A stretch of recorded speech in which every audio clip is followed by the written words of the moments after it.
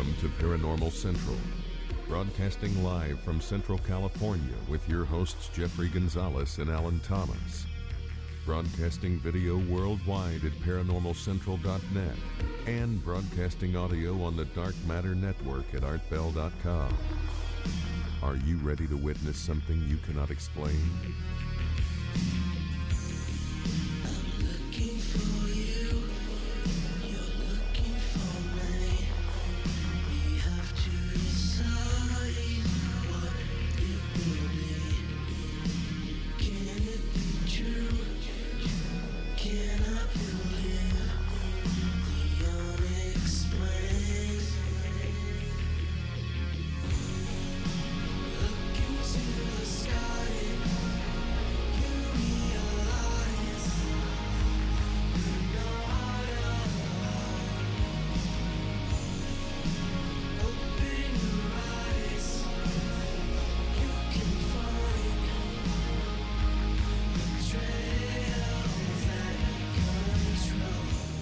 Hello everyone, welcome back to another episode of Paranormal Central, broadcasting live from the bottom right hand corner of the Nevada Triangle in a city called Fresno, California. I am your host, my name is Jeffrey Gonzalez. To my right, I have my co-host Alan Thomas. Hi everyone. I want to thank you for showing up tonight wherever you may be. We are broadcasting HD quality video worldwide at ParanormalCentral.net on the live stream network. And we are also broadcasting HD audio through the Dark Matter Network on ArtBell.com. Yeah, you heard me right. ArtBell.com is carrying our signal worldwide as well. So we got the best of both worlds here wherever you may be. Thank you for showing up. We have another great show tonight for you. We've been wanting to get this guy on for a long time. And as you guys know, we talk about everything here. When it comes to paranormal, we think this subject is right up there. So we hope you enjoy it. And for those who don't believe in what we talk about on this particular subject coming up, I hope you don't get offended. But you know what? The stuff is really happening. We have Richard Shaw, the director and the producer for the film The Torah Codes. And we're going to talk about foreseeing the future, what's coming up in the near future. Definitely like real close, like next year, man. This is going to be scary and good stuff at the same time. So, sit back. I hope you are comfortable wherever you may be. Make sure you go to the refrigerator and get yourself an ice cold whatever. And get ready because we're going to have some fun tonight. My name is Jeffrey Gonzalez. I am your host. I am also the founder of a group called the Sanger Paranormal Society. Have been investigating the paranormal going on, over 13 years. And, we're just not talk show hosts here. We also go out there and investigate the paranormal. So we kind of know what we're talking about a little bit. Just a little bit. A little bit, yeah. So I hope you take that into consideration when we are here. And because, a lot of people like what we're doing here. And we're talking about subjects that other shows don't want to touch. And that's what we're going to keep doing here because I think you guys need to know everything that's going out there in the world. And this is the show that you're going to get it from. So I want to thank you again for showing up wherever you may be. This is actually what we're going to talk about tonight is really not talked about. I mean, I think I seen maybe one History Channel show and they kind of were trying to debunk it, Right. Like make it say like it's not real, but it's real. Oh yeah, it's real. Just like a ghost and all the other stuff. So what are the Torah codes? We're gonna talk about. Oh my God. Okay, I'm gonna say the word, and I hope it does, people don't freak out and run out of the house and go because this is gonna blow people away, and I hope that this show tonight is going to change some minds out there about the Bible. Silence. Oh my God. Yes, the Bible. We're going to talk. What the heck is it? Oh, that's you. Lower that down. That's you. Oh, it is. Rookie move on Alan's part. Got the volume there. Hello. Turn on the volume. Yeah. So Alan just turned on the iPad, and there you go. So you have to probably take it out of the case. So anyways, we're gonna call Richard Shaw right around 5:30, and then we're gonna have him on for pretty much until our voices can't talk anymore, because the Torah codes include everything we talk about here, and I mean UFOs, conspiracy theories, all that great stuff, and we're gonna basically get into it even probably deeper than the Torah code. So we're gonna basically tear apart Richard's mind a little bit and get into what he believes as well, and I think he believes sort of kind of what we believe here. So I can't wait for that. But as you know, before every show starts, we get the Bigfoot report. Danny Valderrama is our Bigfoot reporter, and he knows just about everything you want to know about Bigfoot. And we're going to call him up, and he's going to give us the 2 cents of what's been going on around the world and in America on Bigfoot sightings and Bigfoot news, and a little bit of cryptozoology as well thrown in there too. So we're going to go ahead and call him right now, and we're going to get what's going on with Bigfoot. So let me just go ahead and get Danny on the phone now. Emerald's not here. I know. So I don't know what's up with Emerald, but she said she couldn't make it today. So we're doing everything ourselves. Hey. Hello? Stop talking to yourself. Man, I was talking to you. Talk a lot. Do I talk a lot? That's what my wife says. Shut up. You didn't turn on the monitor behind you. You know what? We're having problems with that monitor. You could turn me on. Oh, For some reason, it keeps going off. It keeps going off. And wow. I don't know why. I mean, the power's on. Stuff plugged in. I don't know. Everything's plugged in just like we usually have it, man. And it is not. I mean, it comes on for like 5 or 10 seconds, and boop, it goes off. So I don't know. So we're gonna have to. I mean, we haven't touched anything. No. You know what? We just have so much electronics in this place. It's like I don't know if the power consumption is low on that TV, maybe, and that's what it is. But I don't know. So, anyways, all right, Danny, what's going on? Chat says it's time to rock. Time to rock. That's what I'm talking about. So you took your wife. wife. T-shirts too. Oh my gosh, yeah. So you took your wife out last night for her birthday. For her birthday, right? What'd you get her? Yeah, she's like 90 now. Ooh, and you cut off. Give her a bad time. And what'd you get her for her birthday? Clothes. Yeah. Okay. Oh, all right. And that always works. Jewelry, clothes, makeup. Well, you did get her. Well, you did get her diamonds for the 25th anniversary, right? Of course. Yeah. Right. That's not what she told me. Boo. All right. It was zirconia. It really busted. Okay. So, ladies and gentlemen, Mr. Danny Valderrama sent me over some pictures, and we're going to view them on the screen in a little bit. And for all those who are listening to us at artbell.com on the Dark Matter Network, the pictures right now are on the home page marked Bigfoot Report, Paranormal Central, and today's date. So you can follow us just like we're going to be doing right now on the screen. And I am going to go to the screen right now, and we're going to go ahead and show what Danny sent over. Okay, so Mr. Danny Valderrama, I got picture number 1 up. And you are a picture go. Jeffrey. Yeah, I knew you were going to say This was on the Non-Human Rights Project.org page, and this was from Monday, April 20th. And it's a story that keeps changing by the minute. So it's the first time in history that a judge has recognized 2 chimpanzees as legal persons, granting them the writ of habeas corpus. And that the order means that it commands the individual or government office who is restrained another to produce the person at a certain time and place, so that the court can determine the legality of their custody. And they need to, when the people show up, they need to justify the prisoner's detention, or the court may order that they be released. So the chimps are non-human animals, but in order for this to happen, they need to be declared human.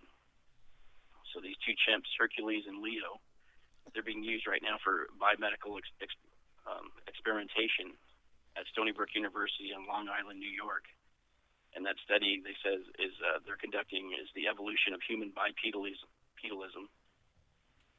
So they're the case was brought forward by the Non-Human Rights Project, and it started in 2013, and it's still going on. And every court that they've gone in front of has denied their request, and until this one on Monday. And the Supreme Court Justice Barbara Jaffe issued an order on behalf of the two chimpanzees. But under the New York State law, only legal persons have the order may have the order to show cause in the writ of habeas corpus issued on his or her behalf.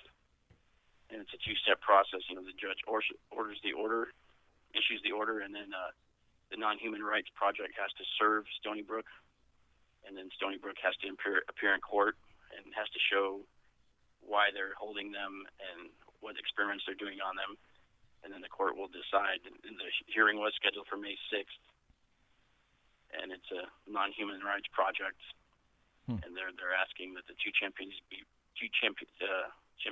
be freed, and they want them to go to a sanctuary in Fort Lauderdale. Fort Pierre, Florida. So this has been going on for a while. It's been denied. It's just blowing everybody's mind that the judge has done this. He declared them human. And these people are claiming that the reason they are human is because the chimps were too intelligent. They're self-aware, emotionally complex, and to be detained in captivity is cruel to them because they know what's going on. Okay, well, so I want to hear that. I want to hear it in their own words. Yeah, that's right. Yeah. They sometimes you have to be up there and you have to complain and tell them why. The person being held has to be able to tell them why. Right. In some cases, and I don't know if they'd be able to do that. Nope. But the whole case has opened a big can of worms, right. And they may start if this one is allowed, they may start having all kinds of cases being tied up in the courts for all animals, not just the chimpanzees, but Bigfoot and elephants. And well, that's where I was going with this, with Bigfoot. Well, this whole thing sounds like a bunch of monkey business, you know. Yeah.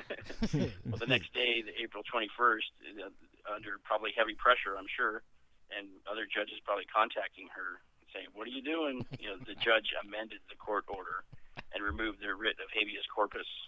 So it doesn't dismiss the case. It just means the court hasn't decided on whether these two will be treated as legal persons yet. They can still hear the case without deciding that. And the case has been rescheduled to May 27th now at 10:30 a.m. the New York County Supreme Court, and that is open to the public. Jeez, so it'd be interesting to see what's going to go on with that one.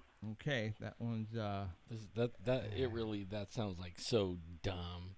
I mean, come on. It's going to get a lot of animals freed if they do go through with it. Right. Like when the monkey's in there, can he say that he has to go do some monkey business? He's been sitting there for an hour in court. He doesn't really know what's going on. Hey, I got to go. I got a date. Yeah. Well, if they can't speak, then that should disqualify it right there. Wow. Okay. Well, there's the second picture. It's just them. It looks like they're huddled around an iPhone, but it's actually a piece of bread. iPhone. Watching what's going on. I was going to say, where did you get the iPhone from? They were texting the results. If they're declared legal persons, they're eligible to get an iPhone. I guess. Oh, man. Wow. And government assistance. The Obamacare. Oops. Didn't even mean to go there. Okay. All right. Let's go to the next picture that you sent over. And that's picture number 3. We've got a footprint. Whose footprint is that? This is one picture. It was posted on the Mugion Monster Arizona Bigfoot page, and it was posted yesterday by Jameek Austin. And this happened near Tuliak, Alaska, and it was 2 Bigfoot spotted, an adult and a juvenile, and 2 children were the ones that were witnessing it. And they watched them, and they watched them take off, and then they went over there, and the evidence they collected was scat, fur, and that picture that they have, that's one of the kids' foot. That's probably the juvenile, because it doesn't seem like it's a very big foot if that's a little kid's foot next to it. And he posted on there that they're looking for this place is where they saw him was way out there in the middle of nowhere, and they're looking for a way to get the evidence to someone to analyze it. So they pretty much got what, poop, right? The scat, fur, and the footprint there. Poop. That way people know what poop is. Yeah. So, They said the fur smelled so bad that they couldn't keep it in the house. They had to keep it outside or way away from the house. Really? So And that's they're looking to get it tested. It just happened yesterday. So wow.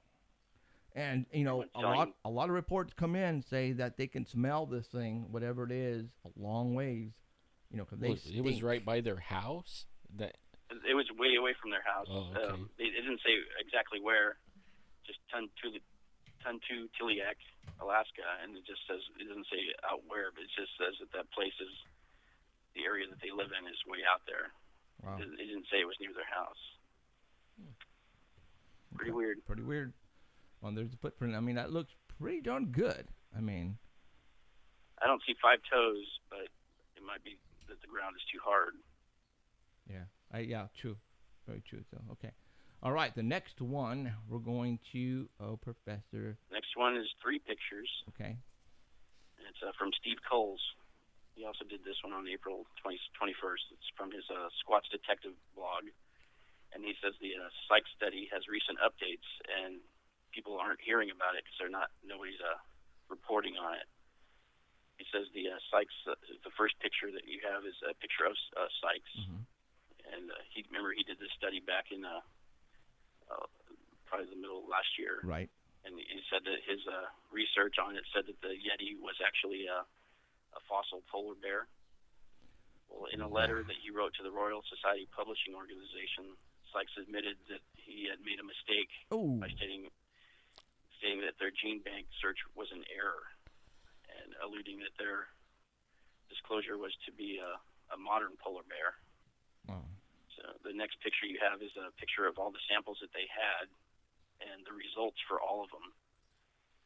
And in the middle it says possible Bigfoot or Yeti, and then at the very end it'll show what the actual results came back as, and it's cow, bear, everything, but none of them are Bigfoot or Yeti. You know, I wonder. We need a body. Yep. We need a body. A lot of people were saying that on there. Really? The only way to do it is with a body. With a body. Wow. Well, I wonder who started that. Okay. We almost got arrested for it. And you know what? Gene St. Jean said that too. We need a body, either dead or alive. Gene who? Oh, Gene St. Jean. Yeah, absolutely we do. You know, we need a body, and we need to kill one. Just don't go to Colorado to do it. All right, I'm telling you right now.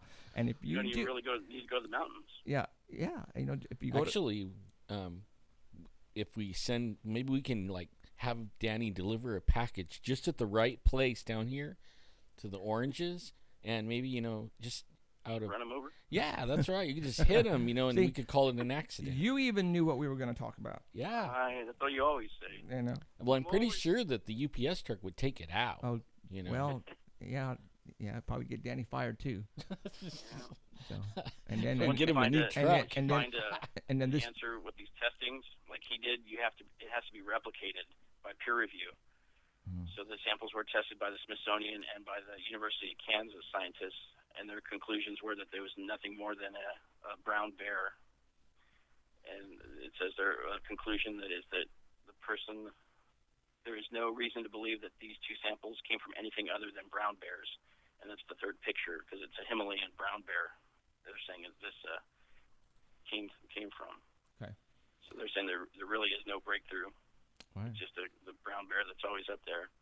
And the second claim that came out that Steve Coles found was that when he released his book and the claims inside of his books of finding an ape man that's still living and all that stuff, he referenced a research facility, the Institute of Human Genetics of Wolfson College in Oxford, and his colleagues started calling him on this, saying, hey, that place doesn't exist. So he had to come out and say that this place actually is mythical. It doesn't exist. So right now, people are saying that he has 0 credibility. Wow. Yeah.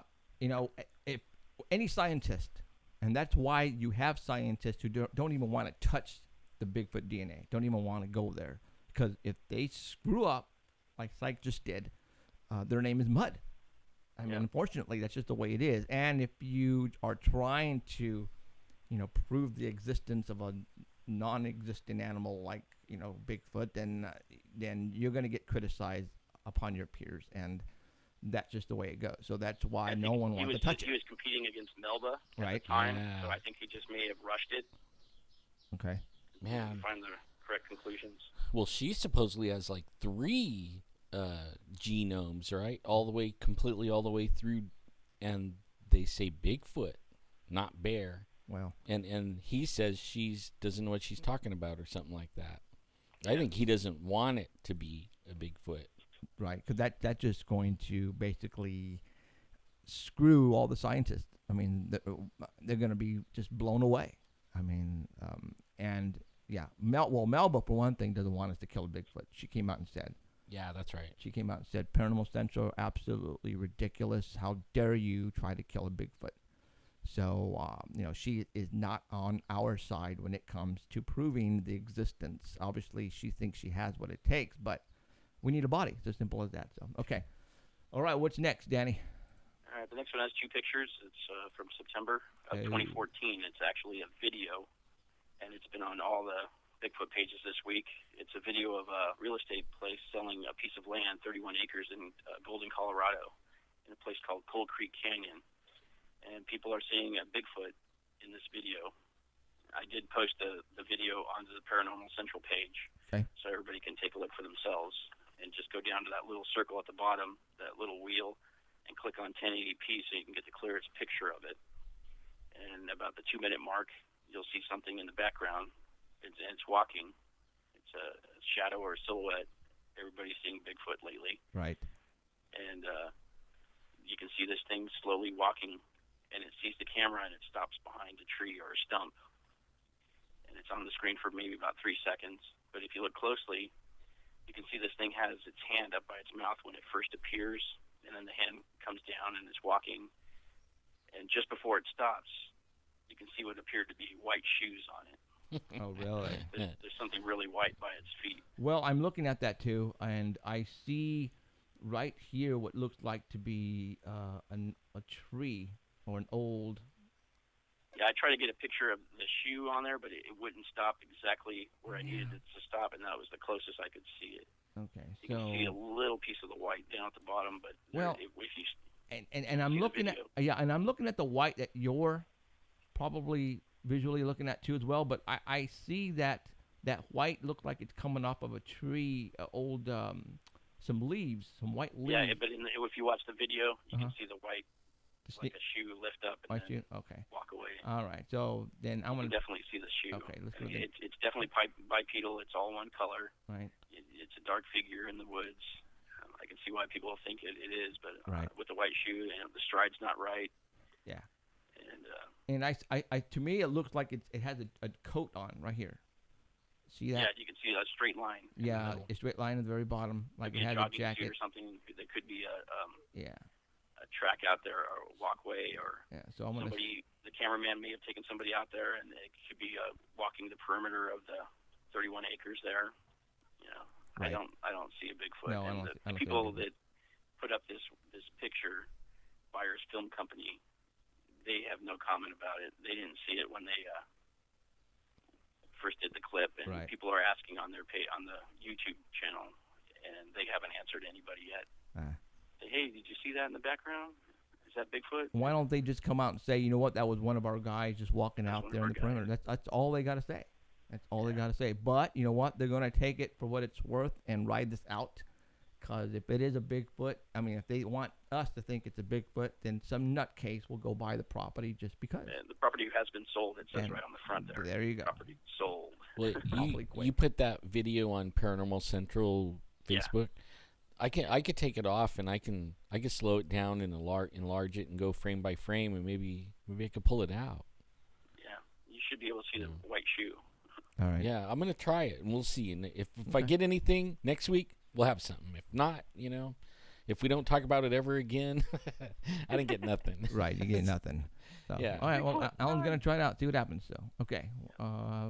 Next is now you're making me hungry. Hungry. How did they do that, man? That is so cool. Nerdist.com is the page, and it was everywhere too. This one was the Bigfoot bunt cake, and I put the recipe. I found the recipe online. It's on the Bigfoot Paranormal Central page, so everybody can make their own Bigfoot cake. You make a chocolate cake, and you get the Bigfoot shaped cookie cutter. You cut out the chocolate Bigfoot, and you drop them in the cake.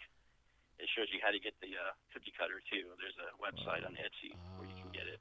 See, I thought that's a lot of work. I thought it went all the way around through the cake, like no matter where. No, you hide it in the cake, and some one lucky person will get it. Oh, I get it. All right. See, I thought it was like all the way through the cake. Exactly right? what I was thinking. And I was too. saying, man, that was really That's smart. exactly what I was thinking too. But no. Okay, right on.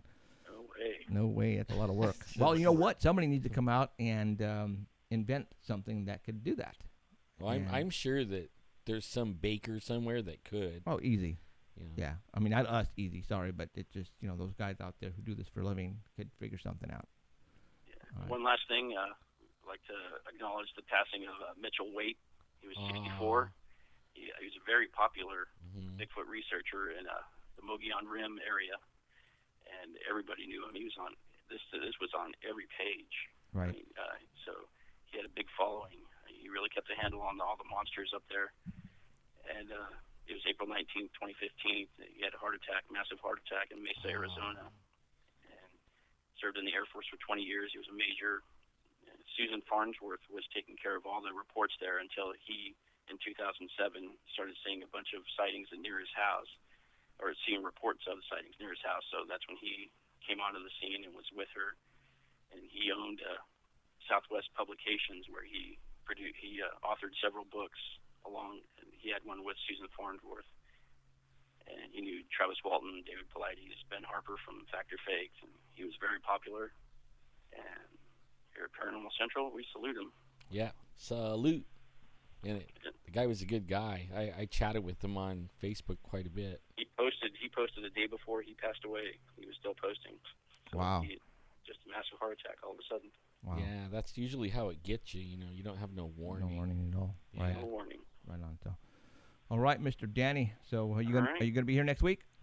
I'll be here. Right on. I hope. Right on, Danny. Yeah. Okay. All right, Danny. Thank you very much, and we'll see you next week. We'll talk to you. The world's still here. I'll be here. Right on. Yeah, we're gonna talk about that too right now. So right on. All right. See you, Danny. Okay. See ya. Like if Yellowstone doesn't blow up or something. You know what? Let's talk about that right now, since before we get Richard Shaw on the phone. Man, is stuff happening around the world or what, you guys? I'm serious. What the heck is going on? Before we bring Richard Shaw on, let's talk really quick about the training, the military training that's going on in 5 locations in what, 3 states, 4 states, 5 states? Well, how do you? I was actually looking at a PDF file that shows the whole United States, the continent. Not Hawaii, right, and Alaska, but the proper states that we have right here. And they were some of them were red, and red meant it was unfriendlies. Okay. And that's how the military was going to conduct itself, as unfriendlies. California was blue, and it said that they were going to be mostly like in 5 states, but it actually is covering the whole United States, because they're going to fly planes, and they were sending this thing out to all the mayors and sheriffs and saying really they didn't have a choice, but only there's going to be noise, there's going to be military equipment on your streets, there's going to be military, a big presence for 3 months. Wow. Okay. Well, let's figure out why that is happening right now. With the 5 Walmarts closing, everybody was alluding that has something to do with what's going on. And at this point in time, we don't know. For those, I'm pretty sure a lot of people already know about the 5 Walmarts closing down. One day, all of a sudden, 5 Walmarts close and pretty much fire everybody.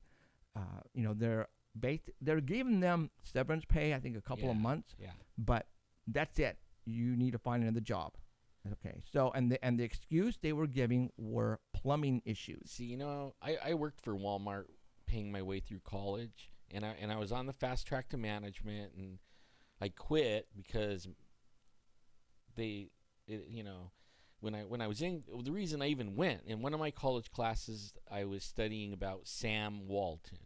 And, he called all his employees associates. And he made them business partners. You could buy stock, and he would match the stock. I mean, this dude was cool, I mean, he would go around to all the Walmarts and meet them. He knew everybody by name, their first name. If he didn't, that's what, you put your first name on there. Right. And, he would go around there. He was a nice guy. As soon as he died, it all of a sudden turned into evil Walmart. Evil right? corporate. Yeah. Oh, man. Bottom line driven. We used to get locked in and work off the clock for like 2 or 3 hours. I mean, it was totally illegal. But only they're so profit driven that closing these stores like that, it doesn't make sense. I mean, the managers and everybody in that store, every morning or every pre-shift, everyone gets told about the numbers of the store. Did you beat yesterday? Did you beat last month? And how did you do stacked up against last year? So right? obviously, if that was the case, then they would, if the numbers would have came out showing really bad, they would all have known. Right. So it didn't seem like that at all. In fact, you would get in trouble. If you didn't beat last year. Right. I mean, that was the big goal. You had to beat the numbers for last year. So, I mean, everybody should have known something was going on, even if it was a plumbing problem in those meetings before you start your shift. That should have came out, right? That, I mean, that makes sense. This whole thing doesn't make sense. Correct. At all. Correct. Okay, so let's continue talking about that Walmart thing really quick, and then we're going to get Richard Shaw on. Yeah, but does it really tie into this Jade Helm? I don't know. Thing. That I couldn't tell you. All I can tell you is the videos that I have been viewing on, Facebook, on YouTube, show, the Walmart's completely shut down, still stocked. The one in Pico Rivera has sheriff's officers placed in vehicles around the Walmart, and that could be because they don't want it to get looted. I mean, that's just, I'm thinking maybe that's the case. But there has been a lot of military vehicles being transported on trains around the United States, and people are going, okay, maybe they're bringing them back from Iraq or whatever, but these vehicles are not tanks, aren't jeeps. These are military cargo vehicles that are enclosed, that you could probably put 10 to 12 or 15, military personnel inside, protected, and that's what these vehicles are. And they look brand new. Yeah, personnel carriers. Personnel carriers. There you go. So, I something is coming our way, and I think you think the same. And I think we're going to talk to Richard about that as well on the Torah Codes. But I think there's something coming this way, and our military is getting ready. Now, look at all of the phenomena that's going on right now. Look at the Chile, the volcano in Chile, just boom. What happened yesterday or the day before? Yesterday. Awesome videos too, man. Absolutely. And those 2 UFOs that appeared. No, I don't know if it's 2 or 1, because the one video that I see shows the UFO on the right-hand side, and then the other video shows the UFO on the left-hand side. Right. So it could be somebody shooting the video on one end of the volcano, and then on the other side thinking it's 2, but it could very well be just 1. I don't think it's an airplane or a helicopter. I think they would be stupid to be that close, for one thing. They don't fly. Even though this guy came out and said, "Oh, that was my 747." Okay, right? that's stupid. But only, you know what?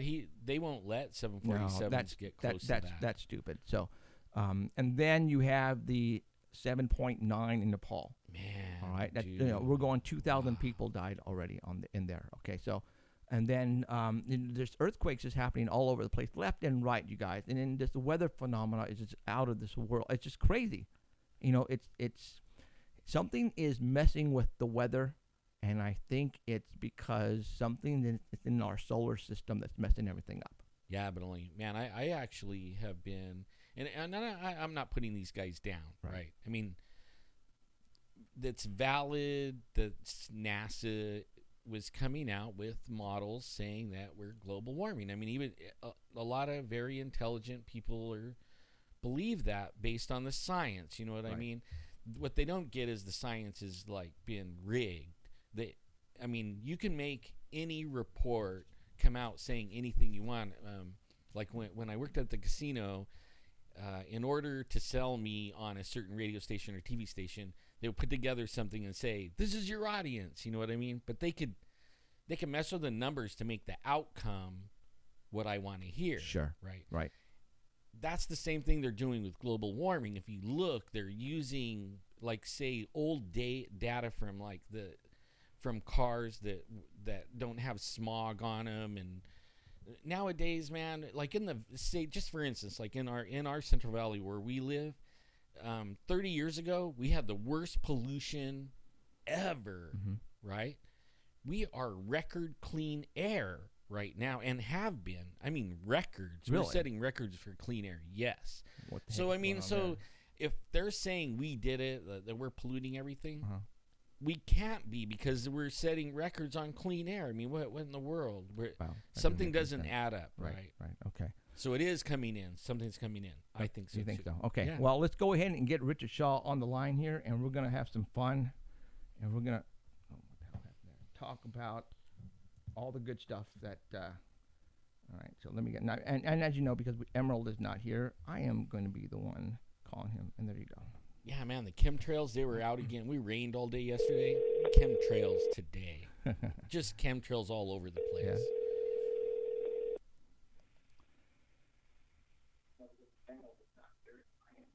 He's listening to us. Hey. Hello, Richard. Hi. Can you hear us? You might want to turn down your laptop. There's a delay. Yeah, I turned it off. Right on. All right. Well, thank you very much, Richard, for coming on tonight. We have been looking forward to this for a long time. Sure have. Well, me too. This is always great fun. Awesome. Okay. I hope your voice is ready to go. I hope you have something cold or hot right near you, and because we're going to be talking a lot, man. And if you want to take a break, you let me know. If you have to go, relieve yourself, you let me know. You got to go to the bathroom, and we'll, no problem, okay? So, because we're going to have some fun tonight, all right? Sounds good. All right. Richard Shaw, let's talk about you first. What got you interested in the Torah Codes, in the first five books? That's kind of an interesting story. But first, I had a couple of people I really wanted to thank, if you don't mind. Absolutely, go for it. First of all, Monty Torres, who led us together for an introduction, which I appreciate. David Greenhill, who had the vision to help fund this project, or it would have never gotten done. Terry Tilton, my co-producer, who keeps me from going crazy. My wife, Mary, who puts up with all the weird stuff I'm involved in. And my writer friend, Dan Gordon, who was introduced to me through Barry Morrow, the guy that wrote Rain Man. My Rain Man writer friend introduced me to Dan, and we ended up going to Israel together. So, I mean, it's been a crazy time, but to answer that question that you just asked, I'm a filmmaker. I'm not an expert in ancient Hebrew. I was introduced to Michael Drosnin's books way back in the late 90s, and since then I've bought all three of them and read them, and was always fascinated with it. And through an incredibly strange twist of fate, I ended up meeting the rabbis involved that were the world experts. I mean, that in itself is a crazy story. I don't know if we have time for me to tell you about that or not. Yeah, absolutely. We have a lot of time. Go for it. Yeah. Well, basically, I have a long-term friend, Lee Camelon, who was at the time, this was back, I guess it was like 2006 or something. And he walked into my studio that I had in Hollywood at the time and goes, and I was just telling him, someday I'd like to do a documentary about the Bible codes. Back then, everybody called them the Bible codes. And because I said, I'm really intrigued with it, but what I don't understand is why everyone who's made documentaries about it has only used the tables that were available in the books of Michael Drosnin. No one ever went to Israel, met the rabbis and professors, and found out what they're doing. To me, that would be more interesting. But I said, I have no idea how I'd ever meet those guys or ever get to Israel or ever, earn their trust enough to where we could even discuss it. And that was kind of it. That was the end of the conversation. Well, a week or so later, Lee leaves on a plane to Japan because he was working on a show with Ricky Lee Jones, the recording artist. And he gets back and decides to go visit his brother Paul, who's in New York. So he gets ready to go on a plane, and they cancel the trip and due to bad weather or something. So a couple of days later, they rebooked the flight. It's on JetBlue. So now he has no idea what his seat assignment's going to be or anything. He gets on the plane, and the seat puts him next to this guy who looks like a rabbi. And it turned out it was Professor Robert Haralick, who was Distinguished Professor of Computer Science for City University in New York and one of the key Torah Code researchers, and wrote the software that searches the Torah. Wow. And so when he landed in LaGuardia after talking to Robert for 5 hours, he calls me up and said, Rick, I think there's somebody here that you'd like to talk to, and tosses the phone to Professor Haralick, and I'm going, I don't believe this. So as usual, as people would say, when God's involved in something or the universe is, you don't have to do anything. It just kind of falls into your lap. Well, that's kind of what happened to me. I felt like, well, I'm the least person that should be given this opportunity. But within about a year, I had met Professor Rips, who is considered the discoverer of the Torah Codes. Became really good friends with Rabbi Mathieu Glazerson, who's an expert in ancient Hebrew, and eventually met the other men who are considered the world experts on this discovery. And they're all in Jerusalem except for Professor Haralick, and he still is in New York. So that's how I got involved with it. I didn't even go after these guys. I just had it come to me, and it was amazing. Wow. Okay, so what can I ask you a personal question? Are you a Absolutely. Are you a religious man? Boy, that's a hard one to answer because I do believe what we read in Scripture is being true, but I don't look at the Bible as being a book of religion. I think that's what man has done to basically foul things up to a great extent. I don't know if that answers your question or not. Yes, it does. I was raised in a Christian family. I didn't find out until way later because I'm adopted. I didn't find out until 2009 that my father was Jewish. I had no way of knowing that until the internet came about, and I was able, with the help of my wife Mary, to kind of track a few things down. And all that unfolded as I was already trying to work on the Torah Code film, which seemed really strange to me. Wow. Okay. So, I mean, we read about all of these things in Scripture, a lot of them which don't make sense. And it's incredible to me that the shows like you're doing on so-called paranormal really get what's going on in the world right now, while the churches, for the most part, are sound asleep. Bingo. They don't even. You put this stuff out there, and they read about all of these supernatural / paranormal events that are in the Bible, and it just goes in one ear out the other. It just doesn't register to them what that means. They kind of like have a one-track mind. Have you noticed that? Like, if you try to broaden the horizon a little bit, like make the picture see the full picture, they resist. Right. They want to have that narrow vision. Only this one thing could be like that or something like that. Right. Well, I've had some people get downright angry. Yeah. And well, exactly. Let me give an example. Is my family, well, not all of my family, but some of my family, not immediate family, like cousins and stuff, they think because I do this and I talk about aliens and ghosts and evil, spirits, that I don't believe in God and anymore.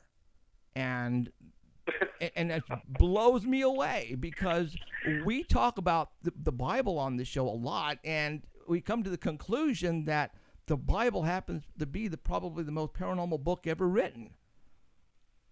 Oh, totally, and the most sci-fi book ever written. There you go. Yeah. And what you're bringing to the table even makes that even more paranormal. Like, right? How did the code get there? Like, when was it written? 3,000 years ago, right? And who had the foresight or knowledge to encode that? Like, wow. Well, yeah. I mean, the reason. I mean, this gets into another discussion about, is the Bible encoded all throughout the whole Bible, or is it just the Torah? The Torah. And that's like almost another discussion, and I have some good answers for that, because we've discussed this at length. Okay. And I know people that are doing ridiculous searches using the King James English Bible to get codes throughout the Bible, and they get stuff. Of course, you can. If you run this stuff through the computer, you can come up with stuff. They have no understanding whether what they're getting has any significance or not, right? From a probability standpoint. They're just getting words, and it's kind of a mess when you look at what they've got. But they don't understand. It'd be like saying, here's a great example. And I'm already kind of jumping ahead to something else, but I feel like I need to say this because this bothers me. Say it, Richard. Say it. Well, it'd be like, say, everybody knows what HTML code is if they've done anything with making a website. You open it up, and it has the structure of the page in pixels, and, there's these commands, and a picture goes here, and then there's text that goes here. Now, I'm going to take all of that, and I'm going to rewrite it in Old English and see if it's going to work. Right. And it's all jumbled up, basically. No, I'm afraid not. Mm-hmm. Right. Makes sense. It's not going to work. No. It's all jumbled up. So basically, you look at the Torah, and it's all written in Hebrew and has not been changed for thousands of years. I mean, scribes would have been punished if they had done anything to change anything. And even in the old days, when it was written down on skins, they would, if they screwed up and miswrote a letter, they had to take a sharp implement and actually cut out that letter and lift it off the first surface of the skin and write it down again. And if they couldn't fix it by doing that, they had to rewrite the entire page. And the Torah in itself was like reverenced, like being special. Something about the Torah was special, and you have to understand that the Torah, which is a compilation of the first 5 books of the Old Testament, was given to mankind in very mysterious circumstances, unlike any other book in the entire Bible. The Torah was handed to Moses or given to Moses, or we don't really know exactly what was going on, how he got this information, other than if you talk to most Christian churches, they'll say, well, God dictated it to Moses. But yet they don't even read further in the book of Acts of their same Bibles that say the Torah was given to us by angels. Now, of course, you're not going to get an Orthodox rabbi to read something out of the New Testament. But most of the Jews that I've met and the rabbis believe that UFOs are real. Whoa. Now, this gets into a whole other topic here. That's where I want to go. Whole other topic. Right. They don't call them aliens. No. Okay. That's the difference. Right. No, there's a very thin line between angels and aliens. What we might see today, having the insights that we have today, and call an alien, in the old days they might have called an angel. And there's all different kinds of these beings, and they have lots of powers. But I mean, that gets into a whole other thing. That's not the Torah codes here, but I am saying that the Jewish community, for the most part, gets it. They get the fact that Is this not all baloney about UFOs? All this is supposed to happen. In some of their mystical texts, it talks about these things. One of my first conversations I ever had with Rabbi Glazerson, I was dying to ask him about UFOs because I'd never asked one of these men about something like that. I know it's real. It's been proven to me too many times for me not to know the whole UFO phenomena is a real one. But to hear it from a rabbi, we started talking. Somehow this conversation got into about Noah's flood and the Tower of Babel and all that. And then he goes, well, the Tower of Babel was a launching platform for space vehicles. I'm like, now wait a minute. Hold it right there. What? Wow. And that's coming from a rabbi? This is coming from a rabbi, a guy who I consider now a close friend to the point where I'd consider him part of my family. Rabbi Glazerson, I really think the world of him. And he's just a walking encyclopedia of ancient knowledge like this. I mean, the guy is an amazing individual.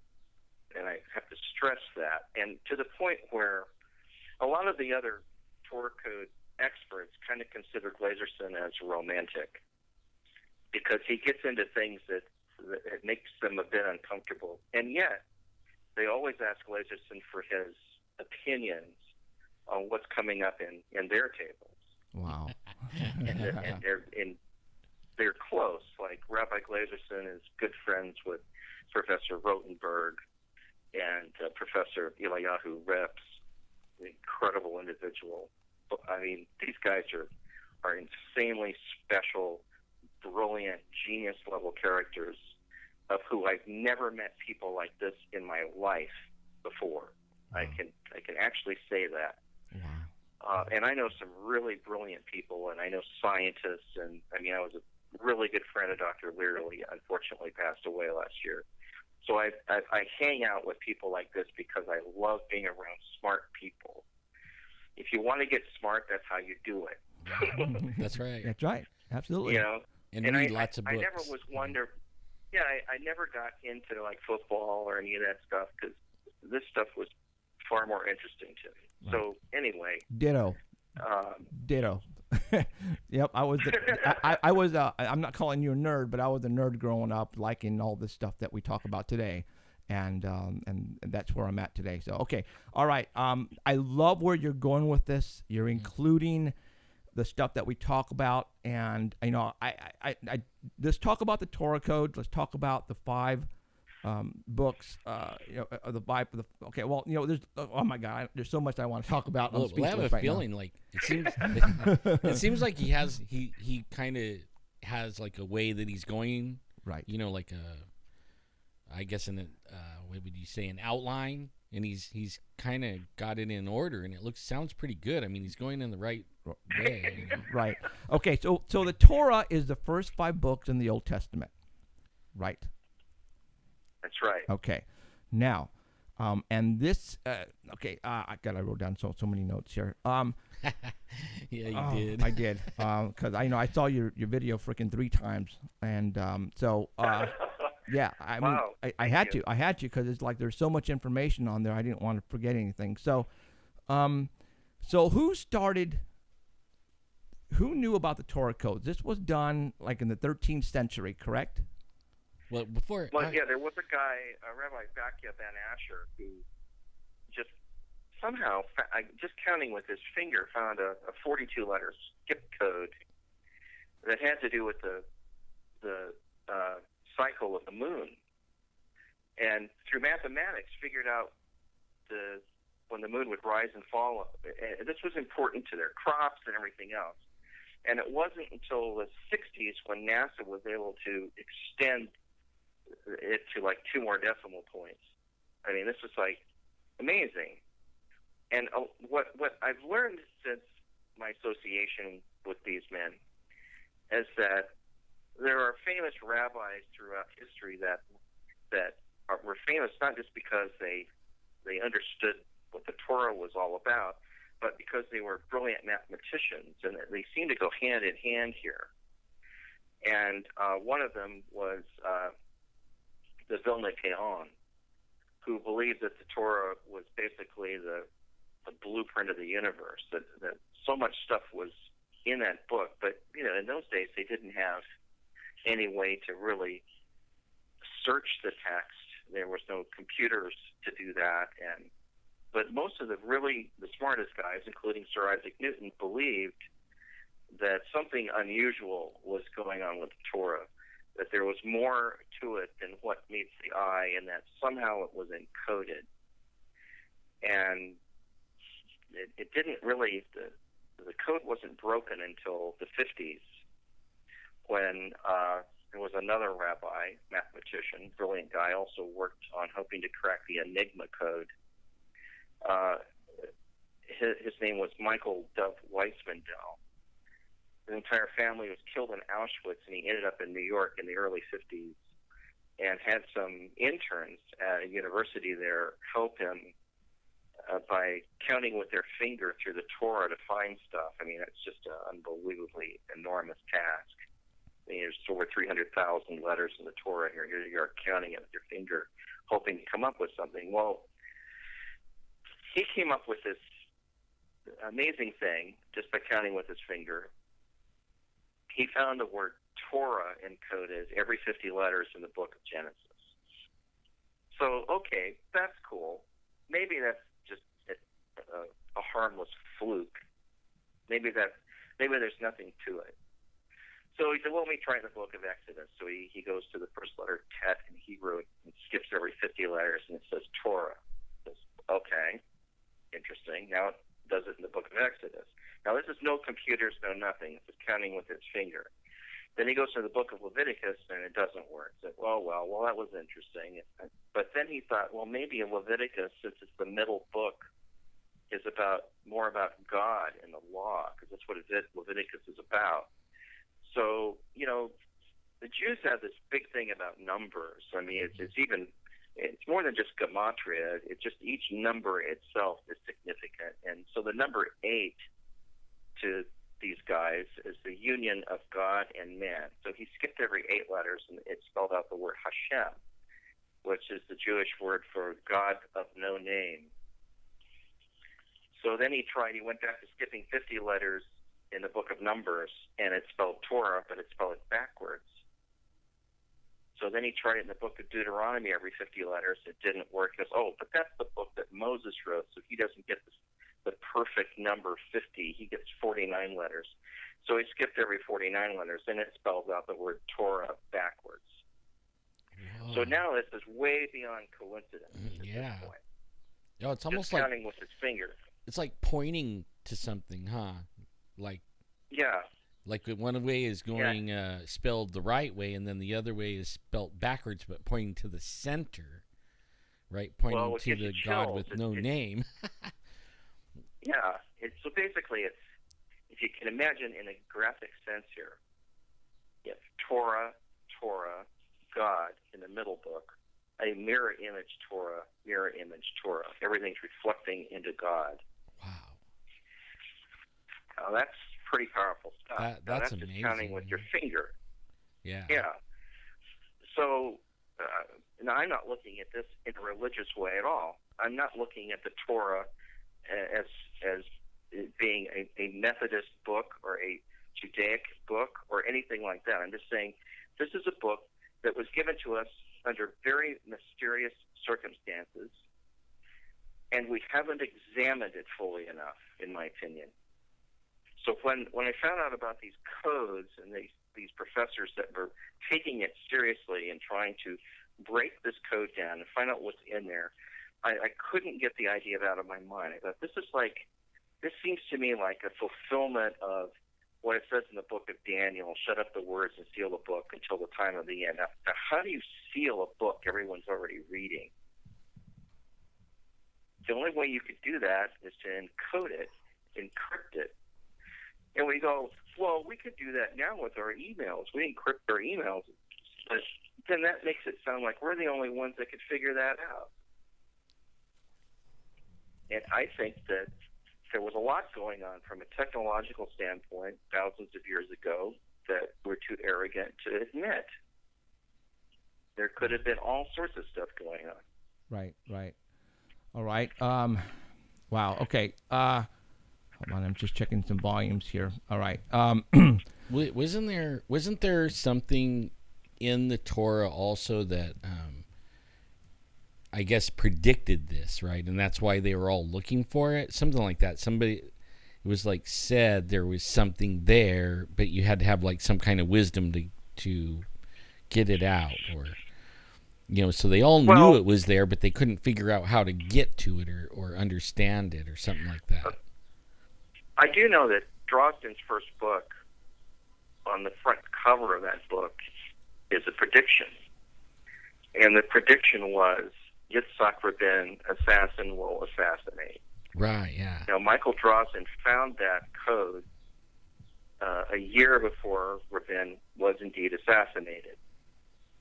And then later, when they went back into that code table, they found the name of the guy who pulled the trigger, the assassin. Wow. So written 3,000 years ago. Right. But if time is nonlinear, and if beings more powerful than we are can step interdimensionally through time, then that's and no big deal to them, then one could see how maybe that could be done. But the encoding of it is so complicated, because you're reading a story about Joseph being thrown into a pit and his brothers, selling him off, and he ends up in Egypt. And you're reading all of this stuff, and that's all in the Torah. And intertwined with all of that information, those stories, are codes that are in there. Now, I mean, try to write something like that. It's outrageous. Okay, so the Torah, the book, let's say the Bible itself, the Torah, are you telling me the rabbis, since they believe in UFOs, and I'm assuming then they believe in alien life in other places, are they saying... Well, not all of them do. Okay. Not all of them do, but some of them do. Okay, so how about the ones that you have been working with on this film?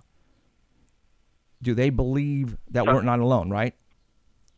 Some of them do, and some of them don't. Believe that to discuss UFOs in the same context as the Torah Codes takes the Torah Codes down a notch. Because some of them are really concerned that the codes are taken seriously, and that they're also treated with scientific respect. And I get that. I mean, I totally understand that mindset there. But then there's also, if we're dealing with a book that has supernatural origins, and this is just my opinion. I'm not transmuting this to anybody else that is involved searching for Torah codes or anything like that. But I think we have to look a bit beyond just the science of it and try to understand what's going on there. Are we getting other clues besides just being able to run this through a computer, through millions of other texts, and get probability numbers, which Professor Haralick does? But could there be some other things going on there that? And yes, I think there are. I think there's things in there that we have to examine. And one of the people that's in the film isn't a Torah code expert, but he's a guy that I met out here in L.A.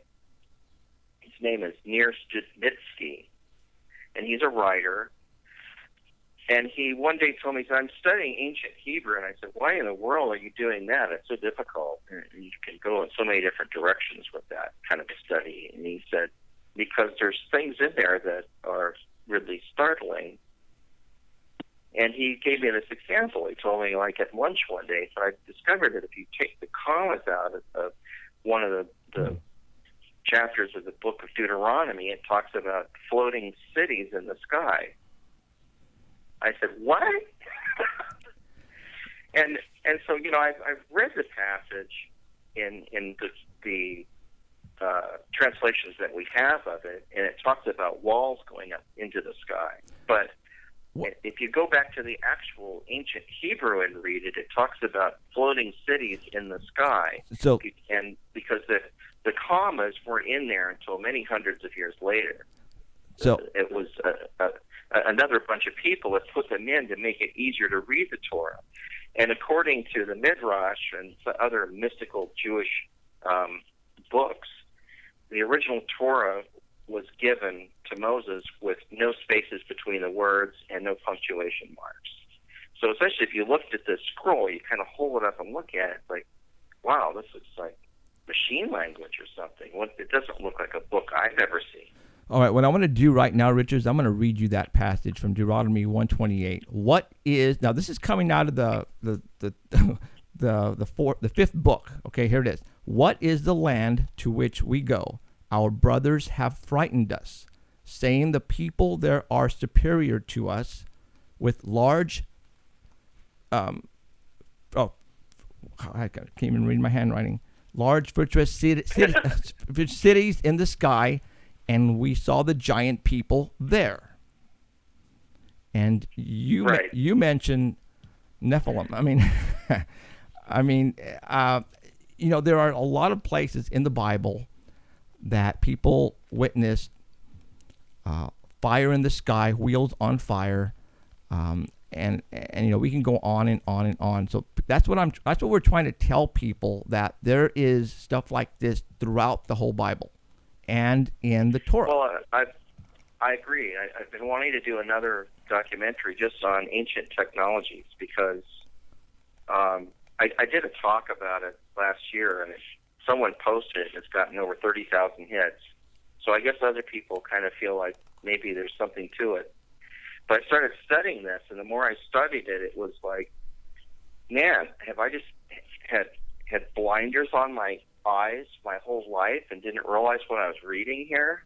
Because when you really start reading what it's, look, the guys that were writing this back thousands of years ago had no technology upbringing. They don't have iPhones 3,000 years ago, and they didn't have LEDs, and they didn't know what plasma was, and they'd never seen a spaceship. And now that stuff is like, our lives are permeated with that stuff from Hollywood and from YouTube videos and stuff being seen all over the world, and technology that we're just constantly handed. Here, try this. Oh, it's the new Apple Watch. What does that do? Oh, it reads your pulse while you're walking. Oh, how does it do that? I mean, we just take this stuff for granted now. It's no big deal. It's relatively new stuff. Yeah. I mean, this hasn't been around that long. No. Right. In fact, everybody, like, through the years was in the same position as them. Like, when you went outside, the stars were bright because there was no electricity. You know what I mean? Like, in our world is totally different, like way different. It's a distraction. Even seeing this thing you're talking about is Ezekiel's spinning wheel thing, and how does he describe it? They were the color of a beryl stone. So I looked that up, and there's a kind of beryl stone that's silver gray. I was like, well, he's trying to explain this UFO that he's seeing based on the only thing that he knows, which is a precious stone, to compare it to some color so people could know what the thing looks like. Right. He couldn't say, well, it looked like stainless steel, because they didn't have stainless steel back then. Or it looked like brushed aluminum, because they didn't have brushed aluminum. So what does he do? He calls it it's a beryl stone. Well, it doesn't mean we have a floating rock. It just means that's the color it was. Right. The guy's trying his darndest to describe something to us. Like if you held up a glowing red LED to one of these guys 3,000 years ago, what would they say that was? Well, it was red like a ruby and glowed like fire. Right. Right. Just like the. But we know it's like off my car stereo. It's like no big deal. Right. Yeah, it would, like, if they heard a car stereo, it would be like the sound of many crowd of people, yelling or something like that. Like a burning bush, Moses, Mounts, Yeah. Well, yeah. And now even with the burning bush, you have to wonder, well, was it really fire, or was he trying to describe a phenomenon? Right. Could it have been like an orb? Could it have been like plasma discharged around the area? That's why it wouldn't burn, because it's some major technological effect going on or something. No, we could say, well, it could be the hand of God. Well, granted, it could be something that we don't know how to explain. Could be that too. But I think the scriptures give us clues that don't make any sense and haven't for centuries until today, the time we're living in now. Yeah, right. Because all of it's coming together, and the Torah codes are coming apart at the seams where we're seeing all this stuff, and we've got to get our heads wrapped around what all this means. I think it'll just open up the scriptures in ways that people just can't believe it. But some churches will never do that. They'll think this is like just nonsense. Right. Well, like that. See, that's the part that gets me on this Torah code thing. Like I've researched and I've read the Bible probably like 7 times over my lifetime, and I found some things in there that it's almost impossible, just in the straight, reading of it. Like when it talks about, say, I'll just use Jesus because there's a bunch about him, right?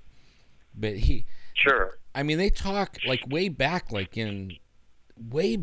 they start talking about specific things that this guy's going to do and say and go, and then, over several hundred years they talk about it, and each, different people say different things about him, about how his life is going to be, where he's going to be born, stuff like that. And then this guy comes along, and he doesn't just fulfill one of the things. There's like 600 and something things that he actually, it came down to completing every single one of them. He's like the fulfillment of what they were talking about, right? Just to do that alone to me is like, wow, okay. Then when you the problem was they couldn't see the forest for the trees, and nothing has changed today. I would say to that example. But then you come out with, what you're saying is absolutely true. Okay, you come out with the Torah codes, okay, and you're using the same books I was reading, but only I was reading, of course I'm reading King James, but not Hebrew, but only it's still the same thing, same stories and everything. And then these guys are digging out codes or things that are in the future when this was written. Okay, way in the future, right. Yeah, and they're even overwritten in maybe the same area where it'll be talking about the exact thing. You know what I mean? Right, where the codes are superimposed over the plain text that refers to something very similar. It's like, oh my God, what kind of somebody that is outside of our time, that doesn't have time or something like that, is the only guy that could know this stuff. Let's get into the Torah code. Let's give some examples to people who are out there right now who don't read the Bible, who don't know about these codes at all. Let's give them some examples, Richard. Start with one. Like, you sent me over some tables. Pick one, and I'll put it up on the screen, and let's talk about it. Okay. Well, if you want to, we could just use what's up on Art Bell's site and go through them one at a time, if that makes it easy. Sure, that'll work. Yeah, in fact, that makes it easy. The first one is kind of crazy because I was given this table in 2009. It's the Barack Obama table. Okay. Rabbi Glazerson sends me this table. This is back when I'm trying to basically get the funding to do this project. And this is how long we've been working on trying to do it. Couldn't get people interested in it until last year. So he sends me this table on Obama, and I'm thinking, what am I going to do with this? Okay, now just to let everybody know, hold on, Richard, just to let everybody, we're not ragging on Obama, okay? We're not going to do that. We're just going to show you what... No, we're just, right. In order to set that up, we just had 8 years of wars and all that stuff under Bush, and so Obama almost seemed like, hopefully we're going to have some respite from that. And whether you're Republican or Democrat, it really didn't matter at the time. Right. well, this could be a really cool thing. And so he'd just been elected, and I get this cable about him, and it says Barack Obama in the USA president, Barack Islamic. But then if you read it backwards, it says your father Islamic, which we know is true. Yeah. His Wow. father is Islamic. But then the really crazy code that Glazerson sent me was one born in Kenya. Oh, man. Now, this came up in a Torah Code table in 2009. This is years before before there was a birther movement and all that stuff going on. This is like, and I told Glazerson, I said, we all have high hopes for Obama. We hope that he won't basically screw us. And I don't know what to do with this table. It's just not the right time to release it. And so I sat on it. Maybe I shouldn't have, but I didn't feel like, since the Torah codes are already so controversial, putting this out, I felt wouldn't help anybody. but now I feel like, well, heck, I want to release it. Yeah, why not? I mean, it's like, it's talent. So, it is. so this is new stuff. You just released this how long ago? You guys are the first radio show I've ever released it with. Wow. I showed it cool. to a Thank few you. people at a church in Lubbock 2 weeks ago. They were the first ones to see it. But this is the first radio show to ever post it. And Art Bell. I just felt it was time. Absolutely. So Paranormal Yeah. Central and Art Bell has it for the first time. All right. So let's continue on. Go ahead and continue on with the what this table says. That's amazing so Well, far. basically, these tables kind of read like crossword puzzles, Mm-hmm. and we've kind of come to recognize certain things about them. Like if they come up mostly in horizontal and vertical lines, the skip codes usually are smaller and more significant. Not always, but sometimes they are. But that goes into a deeper thing that the professors call resonance. And it's basically like if you have a speaker attached to a big steel plate and you pour grains of rice on it and you put a sweep oscillator under there, and there's stuff on YouTube about this that you can see what happens. You increase the frequency, and every time the frequency goes up an octave and basically doubles in frequency, the rice forms a new pattern, and it keeps doing that. It makes beautiful geometric patterns. Well, in a sense, that's what's happening with Torah code tables and the text. And why it appears horizontally, vertically, backwards, forwards, in diagonal lines and all that, because it's a natural offshoot of this physical law that kind of happens. But the Barack Obama table basically says he was born in Kenya, his father is Islamic, and he's the president of the United States. And we knew that in 2009. The next one, if you scroll down to the next table. Okay. I just got this. No one else has seen this either. Wow, cool. You guys are seeing And I it for the don't first know if, time. Yeah, we're hearing about it even. Yeah, I mean, this is even since we did the Torah Code film, and this isn't to negate what's in the Torah Code film, because that will really help you understand what's going on here and get into the heads of these rabbis and professors that are doing it. And there's also 41 tables in the Torah Code film, and there's like a special features page where you can sit there and look at them as long as you want. You can flip through them on your monitor, and you get a Blu-ray disc and a standard def disc, so no matter what you got, you can play this thing. But Absolutely. I'm only saying that because there's just a lot of information in that film that we can't go into today. But Right. And just to let everybody know that the link is on our website, paranormalcentral.net, and you scroll down and you go to his website and purchase it. It's not very much. How much is it? It's $23.95, and That's cheap. And the only reason we charge that much is because you're getting two Two. discs, and one of them's a Blu-ray, and we're not DreamWorks. Right. So basically, to make a Blu-ray is really expensive. Sure it is. I mean, unless you've done it yourself. I mean, I had to get this handled over at ADS in Hollywood, Advanced Digital Systems, and so the glass master was made over at Deluxe Labs. He does all the movie work, and they're a great bunch of guys over there. And so, when you do stuff like that, it's expensive. Sure it is. So, Absolutely. So, okay. So, Yeah. if you want to buy it, guys, go to our website, scroll down to the link, and go for it. So, okay, let's continue on. I got the second picture up. Go for it. What's interesting about this table says in 5775, all of the Torah codes come up in using the Hebrew calendar, not our calendar or the Gregorian calendar, but the Hebrew calendar. So 5775 is the year 2015, and their calendar is slightly shifted from ours. Their new year flips in the month of September, where our new year flips in January. So just keep that in mind for later. If we get into a discussion about gematria, you're going to need to remember that. But it says in this table, Israel will attack in Iran in 2015. Now, that doesn't seem outrageous that could happen. And this is not a prediction.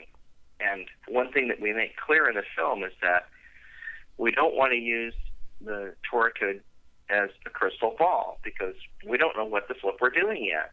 We could be wrong and mislead people, and we're not about to do that. So all we can do is say, well, is there a table with all of these words in it a priori, thought of ahead of time? Can we put these words in, attack Israel, Iran, and see what comes up? If it comes up this year, and all of those words appeared.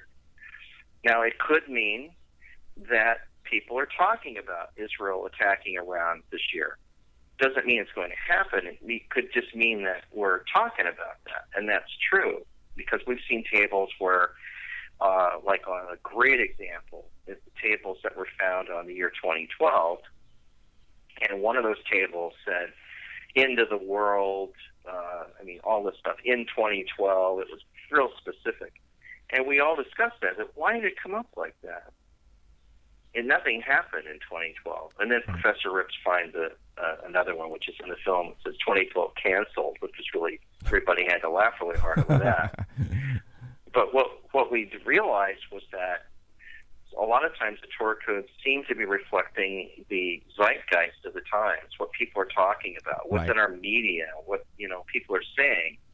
And people were saying 2012 could be the end of the world. Yep. And that's what came up in the Torah codes. Yep. We talked about it here. Kind of interesting. Yep. Wow. Yeah. So in keeping with that thought, if you scroll down to the next table on Artnell's website, okay, this is a really interesting table because it goes along with that whole thing about 2012, because I asked the professors, rabbis, about 2012, and they'd never heard of it the first time I'd asked them. Because they're just looking about stuff about Israel. I said, yeah, but what about 2012? He goes, what's 2012? And so, the end of the world, the Mayan calendar, everybody thinks on December 21st, 2012, that something's going to happen. Well, Gladerson does this table, and his axis key word was change in the world, which is a full sentence with equidistant letter sequencing of the same skip all the way through. Change in the world. And on that same table, it says on the 10th of Tevet, which is a Hebrew calendar month, which to us is December the 22nd, in 5773, which is like,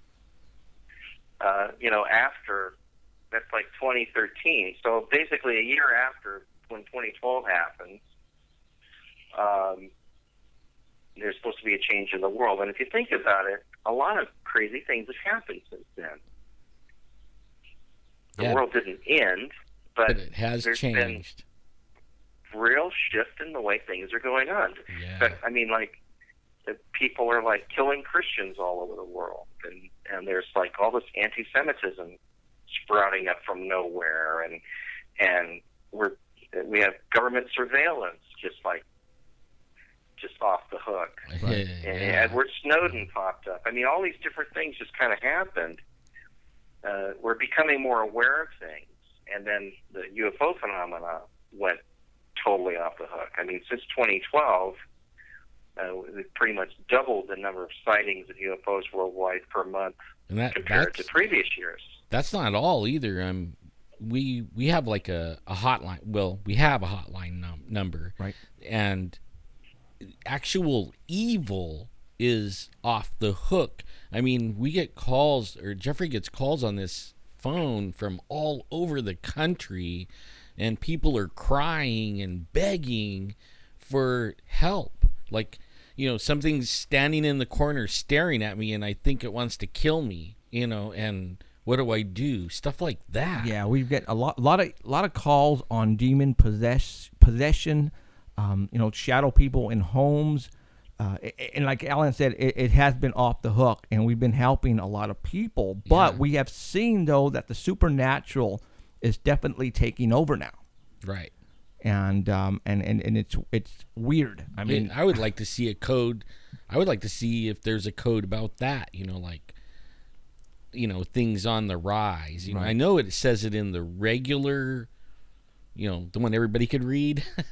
Says that those days will be like that, but. Right.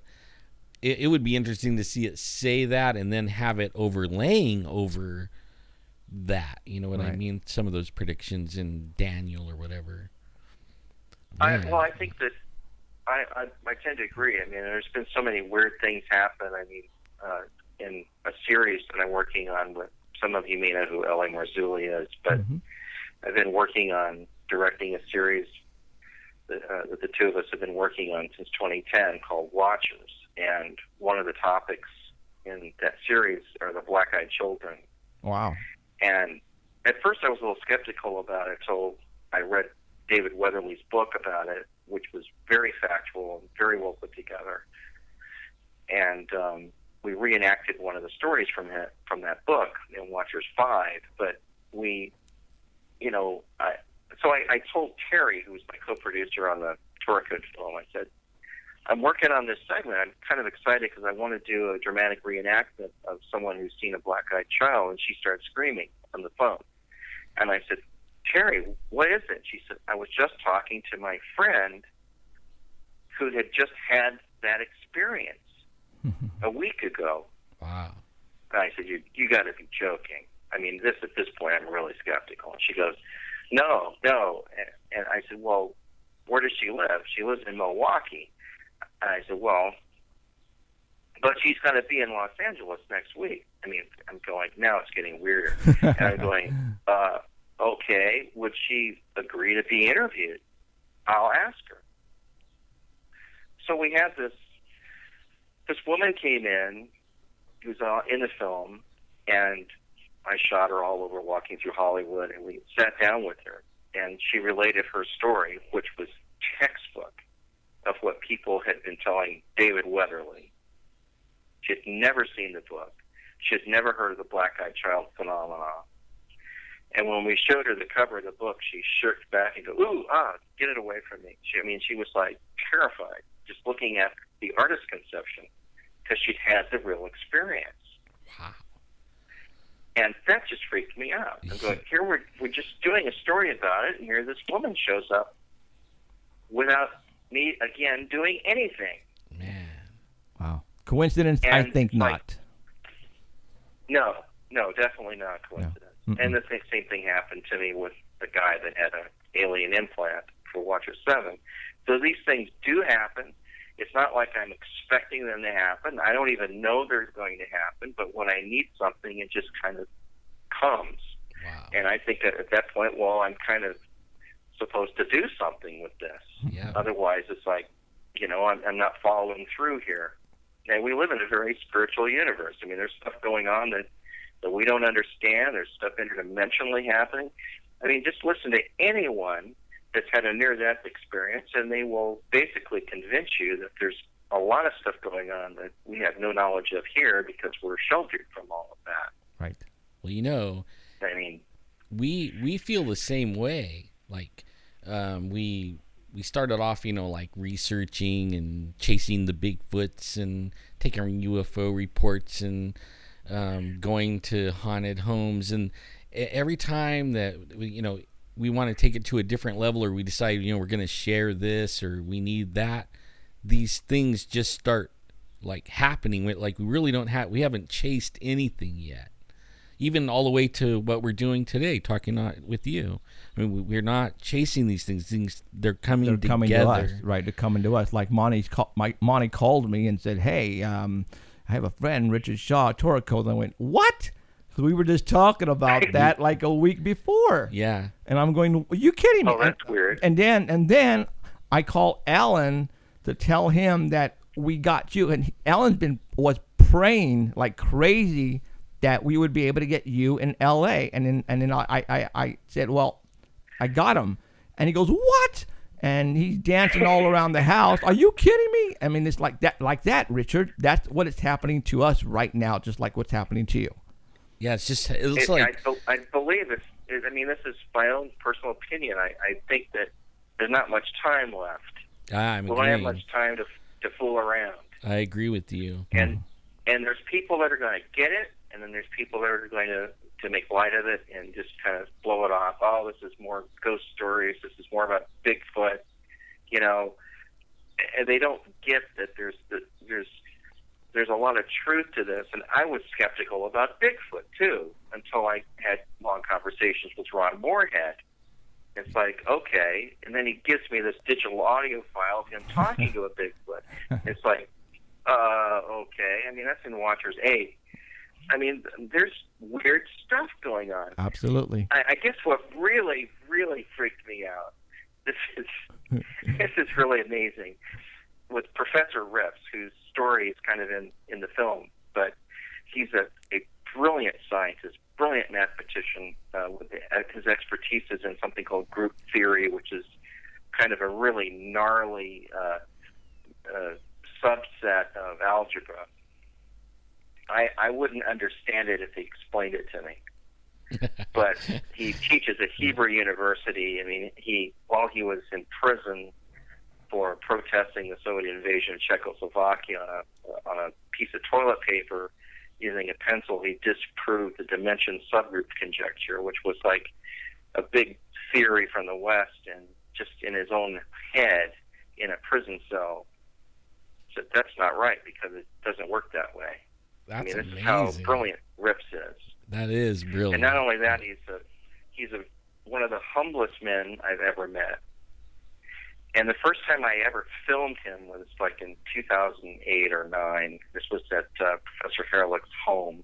Rips just happened to be in the States, so I flew to meet him. And Professor Herlich leaves and goes, "Well, you guys have a good afternoon," and leaves me in his room with Professor Rips. And I was terrified. I really was. Much more than I am going on to speak to a lot of people, which I think is kind of fun now. But being in a room all by myself with Professor Rips, I'm going, what am I going to say to him? I mean, this guy's like a genius. Yeah. I really just didn't know, you know. And we had like, I don't know, maybe he remembers it too. He wrote me a really sweet letter afterwards, but I felt like I had some kind of God experience with him as we were just reading through these codes together. It felt like God was walking through the room with us while we were working, and we both kind of looked up, and both our eyes were tearing up, like we both knew there was something really cool going on. Wow. I'll never forget that. That is good. That's and so, cool. like the next day, I'm packing up my equipment to take it back to L.A., and I loaded up the car, my rental car, with all my stuff. And so I thought, okay, I'm going to put all this stuff in first, and then I'm going to go back for the tripod, which is the heaviest thing, and that way I can carry it and nothing else. And I hear these footsteps coming down. Professor Herlich has these wooden steps kind of that lead out onto a deck.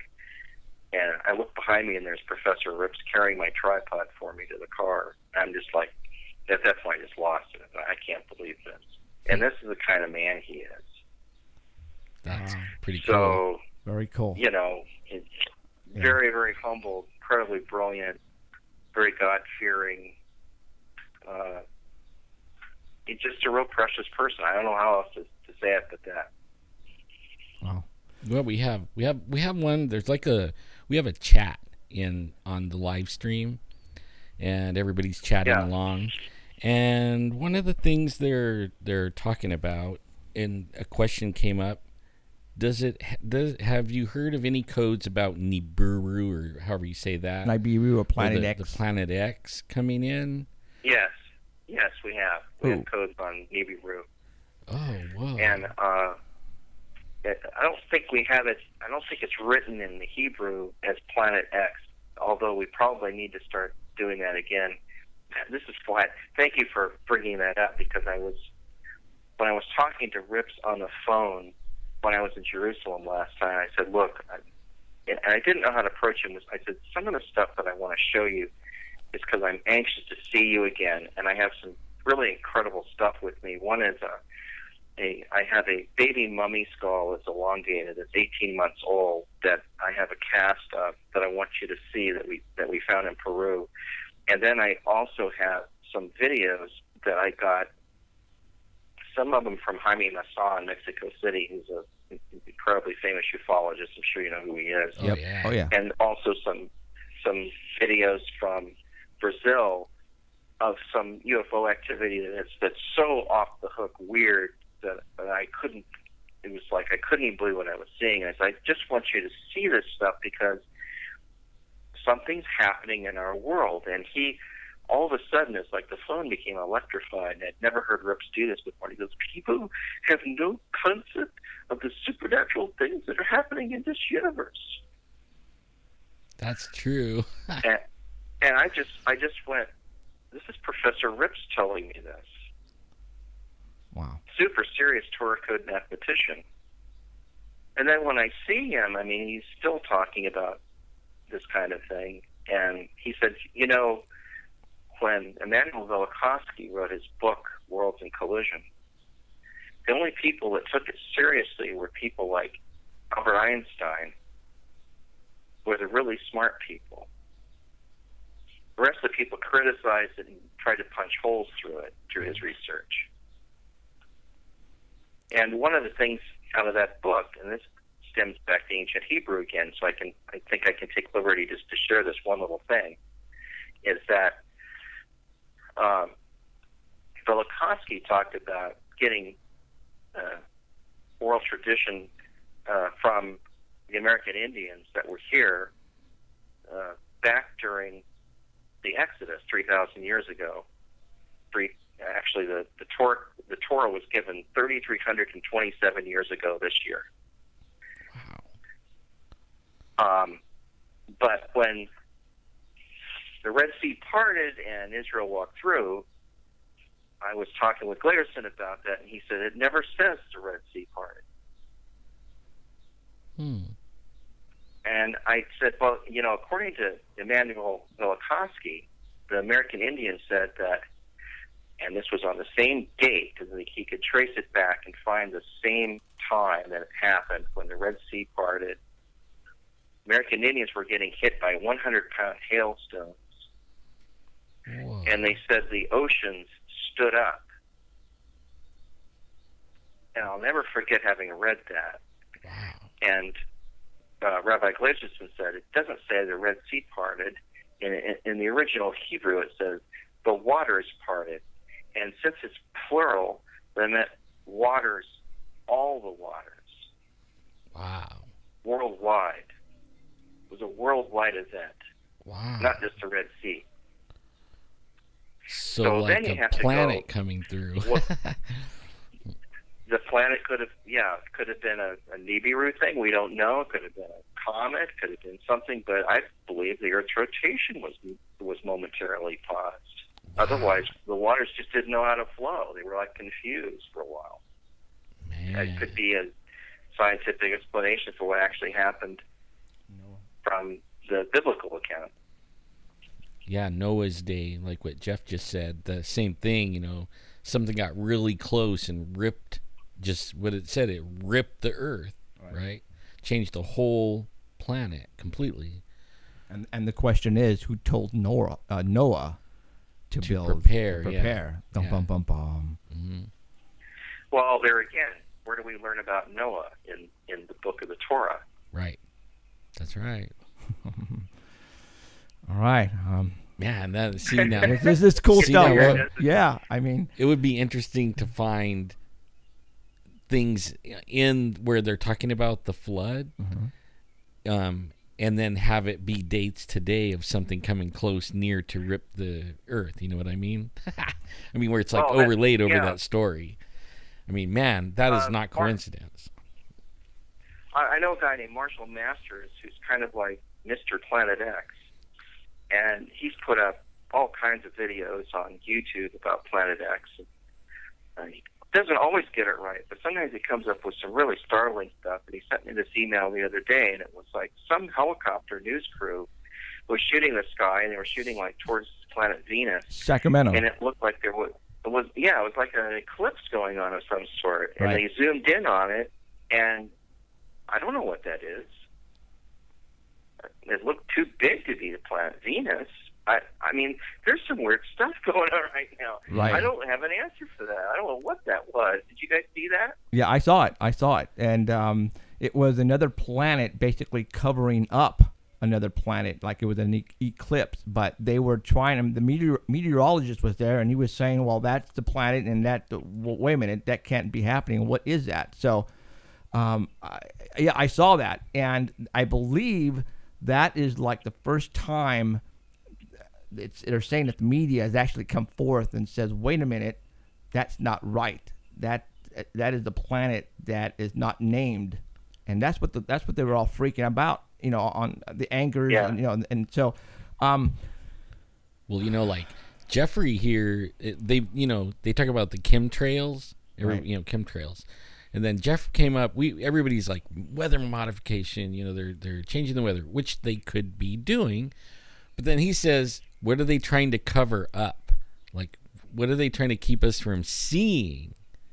They cover the air with all these chemtrails and you can't see. What they're trying to cover up? Yeah, what I have been realizing in the morning on my way to work, that the chemtrails that they are laying in the Sierra Mountains or over the Sierra Mountains are right when the sun is coming up, right around between 7 and 9 o'clock in the morning, 10 o'clock in the morning. They're laying the chemtrails down on certain parts of the day, not, day after day after day after day. But I'm looking all over the skies of Central California, and there's no chemtrails to the west of us, to the south or to the north, but these chemtrails are only right in the line of sight for the sun for Central California. Like, are they trying to cover up something with these chemtrails? And I'm thinking maybe they're only doing it for the people in Central California because we here at Paranormal Central are telling people to look up. And a lot of people are now looking up. And, we've told people, go to the hardware store and buy welder's glasses so you can look at the sun and see what's around the sun. And you can do that, people. Go buy welder's glasses. They're not expensive at all. And I think that there is something right on the edge, and it's coming this way, Richard. I am serious. And I think that's part of what's going on right now with our military doing training exercises all over the place, and they're positioning military vehicles, and it seems like they're getting ready for something, man. I really do. It could be. There's a lot of things we could theorize that are happening. Yeah. Right. And I also have a good friend, Dr. Brooks Agnew, who knew about the frequencies that HAARP can use to create earthquakes and all this kind of thing, and warned them at the time not to use those. And he has some theories about this too. But I mean, there's we're having all of the heavy metals put up in the atmosphere. Yes, it could be used to obscure our vision, but it can also be used to do something affecting our weather. I mean, we have very strange jet stream flows that are very unusual. I mean, the East Coast has been in a deep freeze, and still, they're having very weird weather patterns while California is still really super dry.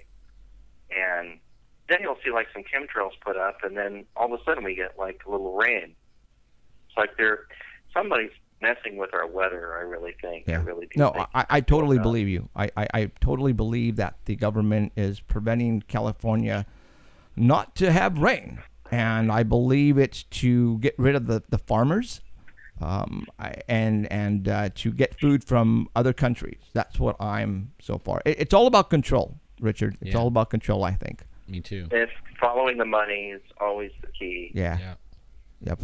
So, all right. Well, let's continue on with these codes. So the one I have up right now, of the Mayan, are you done with that one, or? Yeah, that's changing the world on the 23rd of December, the 22nd of December, the day after the day that we were all so worried about. But Okay. I thought that was interesting. The next one's really, if you want to scroll up to the next table. Okay, got it. Should be up now. It was something that was really freaky because there's the delay, so it should be coming up here pretty quick. No, that's okay. Okay. Remember when Netanyahu came in and did the thing in Congress and spoke and got standing ovations every few seconds? Right. Like, oh, finally. But Glaserson, even before that, decides he's going to do a table on Netanyahu. Now, this one, I kind of apologize over the quality of this table because at the time that I got it, Glaserson's computer was broken and I had to screenshot to basically get it.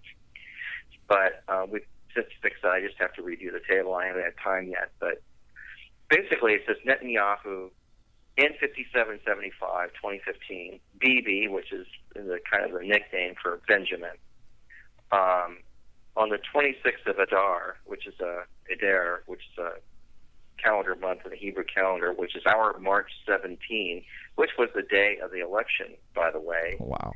Up in the right left-hand area there, it says will be elected. Now, this table was found on February the 9th, over a month before the election occurred. And I knew about the table because Glaserson had told me about it. Meanwhile, what was our mainstream media telling us? Oh, it doesn't look like he's going to win. He's going to win. Right. It's really a close race. It could go any either way. Meanwhile, I had this table. I'm going, well, Torah Codes kind of say other than that. And sure enough, I wasn't really too worried about it because I felt like the Torah Codes were correct in this case. And he won by a landslide. And these other plain texts, they're okay. There's nothing really totally all that amazing about the plain text that was under this. Laws and judgment should do them in the land. And another one says, keep all my commandments all day and it will be good for you. These were just like plain texts that appeared underneath that section. I said, well, where is that, Glaserson? And he couldn't remember, so we looked it up, and it was, I think it's all in the book of Deuteronomy. But one of the verses, which he doesn't have listed in here yet, we really should recreate the table, but it was like the 30th verse. I think it was, what was it, Deuteronomy 4:30 maybe, but basically the essence of that verse said, when you have trouble in the latter days, and I said, well, that's the plain text that should be behind this, because then that's basically tagging Netanyahu in 2015 as the latter days. So I thought that was pretty cool. So that is cool. We're always just kind of trying to figure out, well, are we in the end of days, or is that just baloney? Or everyone always thinks we're in the end of days, and that never happened. Right. Well, we thought that we thought 2012 was the end of days, also. So it was the beginning. It was the beginning, according to that. Things are different now. Yeah, they are. And here's a really strange thing. If you want to go to the next picture, guys, when you can get around to doing that. You can actually ask anyone, no matter what their religion or belief system or anything, whether they have one or not, and everyone will tell you something's up.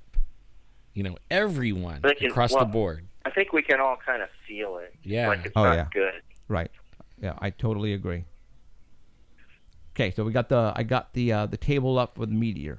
Oh wait, show the other one first. The picture itself? Show just the picture. Just show the picture first. Okay, there it is. Yeah. All right. Frame of Yeah. It says on the frame of the meteor in Right. Chiblinsk. Right. And Basically, you guys remember this, right? In 2013, there was this giant meteor that exploded in the air and shattered the window 1 million and cubic feet of glass. right. It was this really incredible loud thing, and so Glazerson thought, that's the picture that kind of made it all through there, on all the different media outlets and all over YouTube, and people that shot it, that lived there, posted it.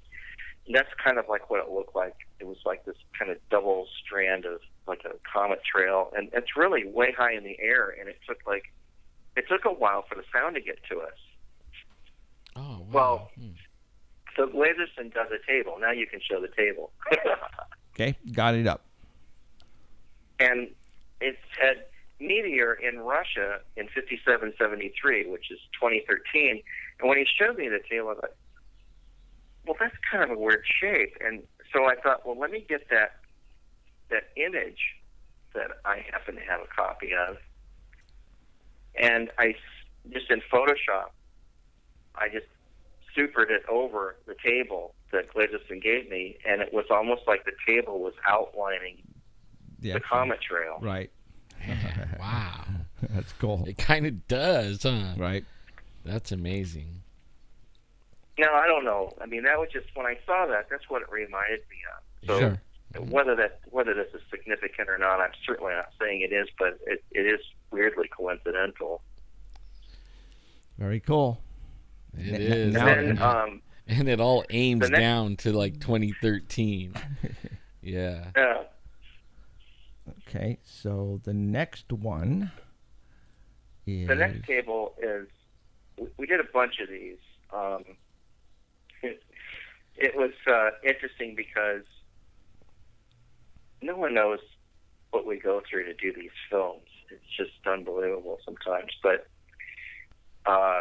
there's differences of opinion that often arises between the various professors and rabbis on what should be in a table, and if it's significant, and if the p-value is posted so that people know what the probability is, and etc. So Glazerson had done a table about the death of the boys. Now, if you don't know what I'm talking about, last year there was a Hamas war with Israel. It started, I guess it was the month of July or so, before we left to go over there. And it went on for a long time, several months actually. And what people thought had set it off is that there were 3 Israeli kids that were kidnapped and disappeared and later to be found murdered. Oh, wow. And yet Israel didn't do anything. They didn't start a war. And it was right after this that Hamas started firing rockets from the Gaza Strip over into the populated areas in Israel. And so Glazerson did a table about the death of the boys, and so this started a small but friendly argument amongst all the rabbis and professors, because I thought I wanted to use that in my film because I thought it was just so specific. So all of them did tables on it. Professor Haralick did a couple. Art Levitt did a table. Dr. Rotenberg did one. Glazerson had already done a table about it, and so Professor Rips, who often does really phenomenal work in this area, did this table. And Art Levitt did the translation for me. But basically he found everything in like almost complete sentences, and that's Rips's trademark.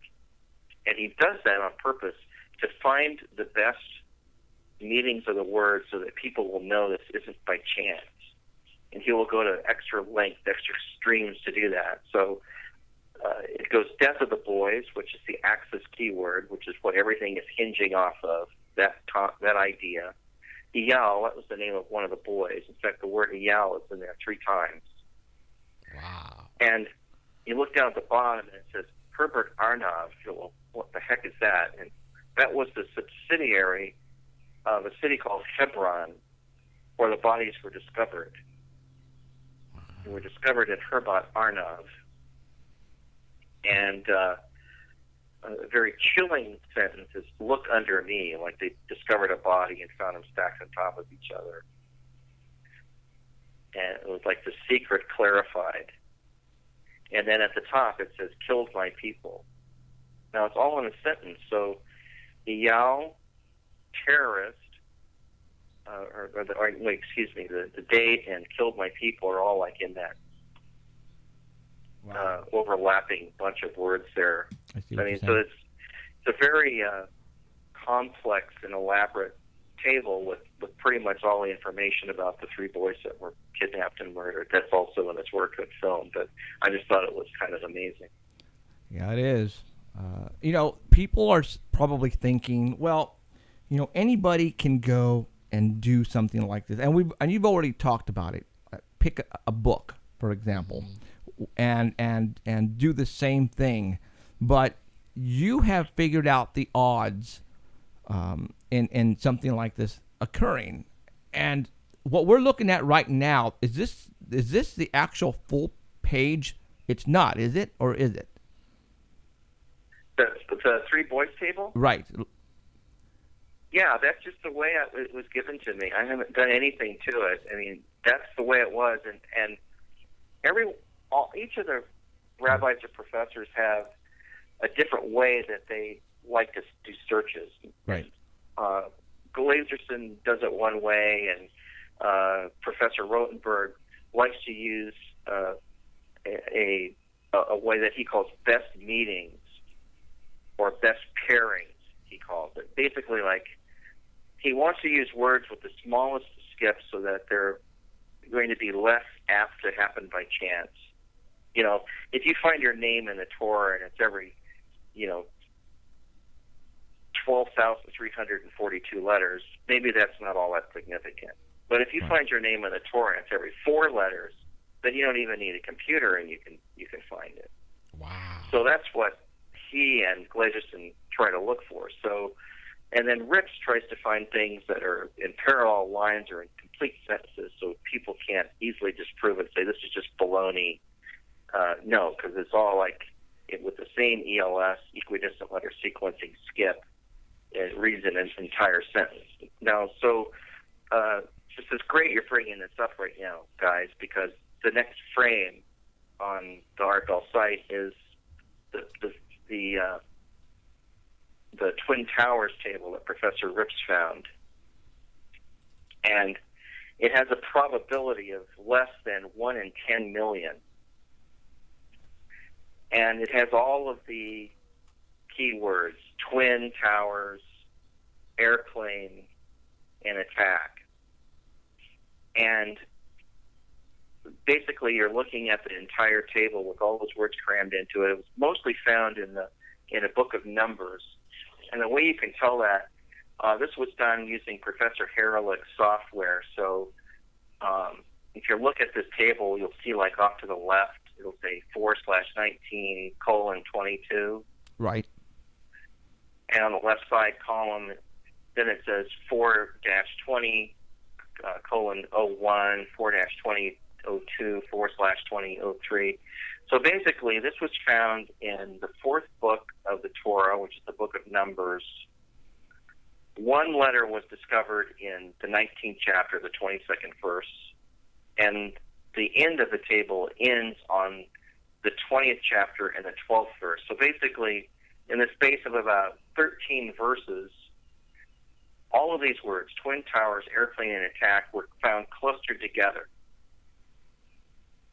That's pretty weird. And the entire volume of the table is only 234 letters. That's not very many letters to show all of this. Right. Wow. So this is all just a little part of a page that all of these are coming up as, because this is not the full page of where you found these words. Correct? Is what you're trying to say? No, this is just like the computer created it's called a code cylinder, which is basically a spiral wrap of the words that you put in there, and it gives you a cylinder size and size of the table, and the computer kind of defines what the table is going to be. So basically, Professor Rips printed the entire book of numbers out on his computer in Hebrew with tractor feet paper. So it's like this one long thing, and it's like there's one little word about the Twin Towers, I don't know, in chapter 5 or something, but it didn't seem significant.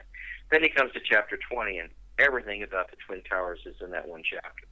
And that's just weird. Yeah. Right. That's intentional. Yeah, that's And what so- I was trying to point out. It is written like how many years before? Okay, first it tells a coherent story, okay?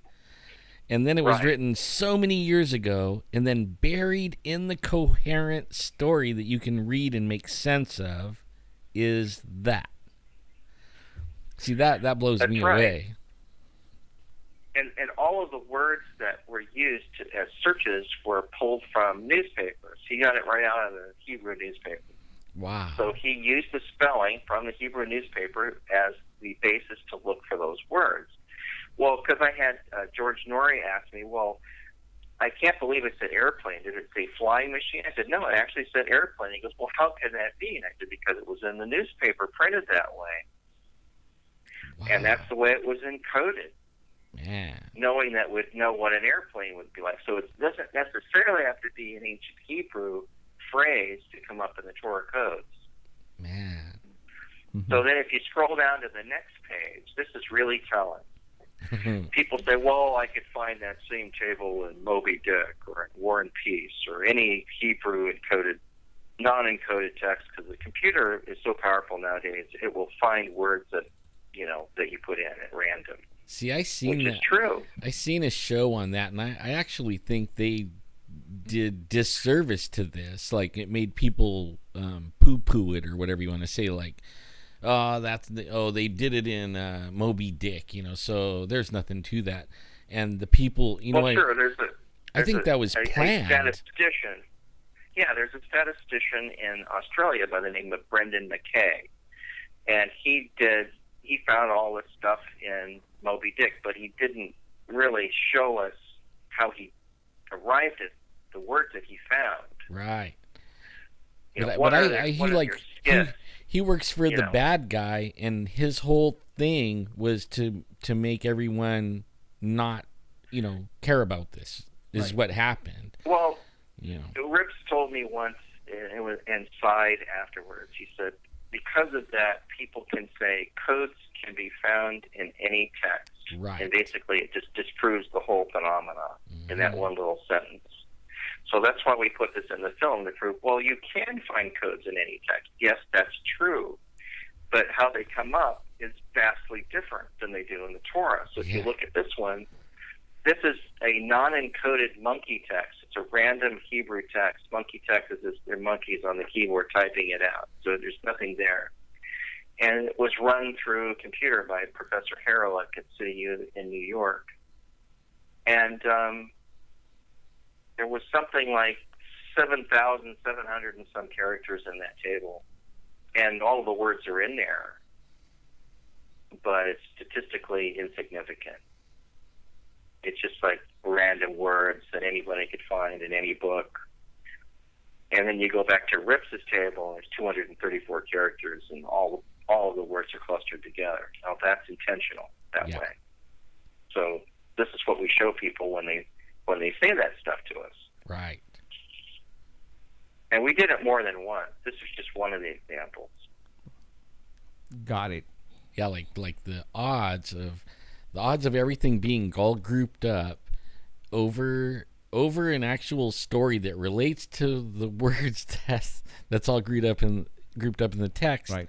is so astronomical that it's like off the charts, like a number you can't even really wrap your mind around. Supernatural. Yeah, I think so. Or somebody that is so outside of time, it's unreal. Right on. Well, that's the thing. We have one view of time, but the smarter we get, we realize that maybe time isn't so linear. Right. And all this stuff's happening. Have you noticed, like, all of the research lately, and it talks about China's already working on extending life on human embryos? Yeah. Oh, did you last night on Coast to Coast? They were talking about, and I know we won't talk about Coast to Coast, but last night their guest, they're talking about resetting. Like when you turn 60 years old, you can reset your life or whatever, and then live another 60 years up to or 30 years, and then reset, and you can live as high as 2,000 years or something like that. And they say that guy's alive today, or the people that are going to be able to do that are alive today. And probably not me. I'm too old. This is stuff that goes back into biblical times. Right. And it started with Nimrod and the Tower of Babel. And right after that, everyone's speech was changed. So everybody was speaking a different language, and everyone was scattered across the face of the earth, it said. But it also, shortly thereafter, talked about that men's lives would be shortened. And I think it was, 125 years? I'm trying to remember the exact passage. But angels were involved. Yeah. And there was stuff going on, and men's life were shortened. Well, it's like, well, okay, we just blithely read this material and just go on to making lunch or whatever. It's like, okay, how did they do that? Yeah, and there's had to be some genetic manipulation going on. Yeah. Right. And I remember talking about that with Dr. Lear once. Both L.A. Marzulli and I were discussing this. We said, so, Roger, what do you think happened at the Tower of Babel? Since everybody's life was shortened and everybody's languages, well, then we have to ask, well, what language were we speaking before that happened? And did we even speak, or were we using telepathy? We don't know. Whoa. Wow. Didn't see that one coming. Yeah, I mean, that's, Roger was a lot of fun to talk to. Right. Even though some people thought he was, no. way out there. Right. Well, yeah, but we had great discussions. I read when he was getting those alien abduction implants, yeah, and he would get them out, and then one day I was watching something somewhere, and somebody asked him, what do you think they were doing, those little implants, what were they for? And he said changing the DNA. That's what he thought. Right. Couldn't prove it, but that's what he thought. Right. They were we had asked him about that. In fact, LA thought that, okay, so now we're getting into this is another topic, and I won't spend much time on it to burn up our time. But basically, it's like we constantly hear about the mark of the beast and all of that, and everybody's talking about it. Movies have been done on it. What is the mark and all of that, and why would people take the mark? And so then you have to, now, since we're much more technologically savvy than we were even 5 years ago. Right. Why would someone take the mark? Well, maybe they already have this technology and they're leaking it to the press so that we get the idea, wow, I could live to be 150 years old or maybe older. Wow. So then the press leaks another piece about DNA upgrades, and say in a year from now we've got it, we can live 500 years older. Wow. And then the dollar plummets, and there's no way to pay for anything, and the government comes back with a solution. Wow, guys, look, we got this great deal. We figured this out. We can give you this implant, and you can just wave your hand over a sensor, and it knows your bank information. You don't ever have to use a credit card again. No one can hack into your account ever again. No more of that will happen, and you'll live 500 years old. Well, I remember when I was growing up, this conversation came up a lot, and it's like, if you want to eat, if you want to live, then you need this mark, like barcode on your wrist or on your hand in order to survive. That's the only way to do it. And now, all over Facebook, there's a company, I don't know if it's here in America or in another country, but they're making their employees put a chip underneath their skin, and that will pretty much allow them to enter the building and exit the building whenever they want. You got to wave their palm, over the sensor. Yeah, they can buy lunch, all the whole thing. Yeah. Start their car. And they're accepting it only because if you want this job, if you want to keep your job, then you have to put this little device or whatever it is, chip, inside your hand. And that's the way it's going to be. They're going to threaten you some ways of your survival. If you want to continue living, then you got to put this in there. So that's coming. I guarantee you that's just right around the corner. It's really a form of enslavement. Is what it actually is.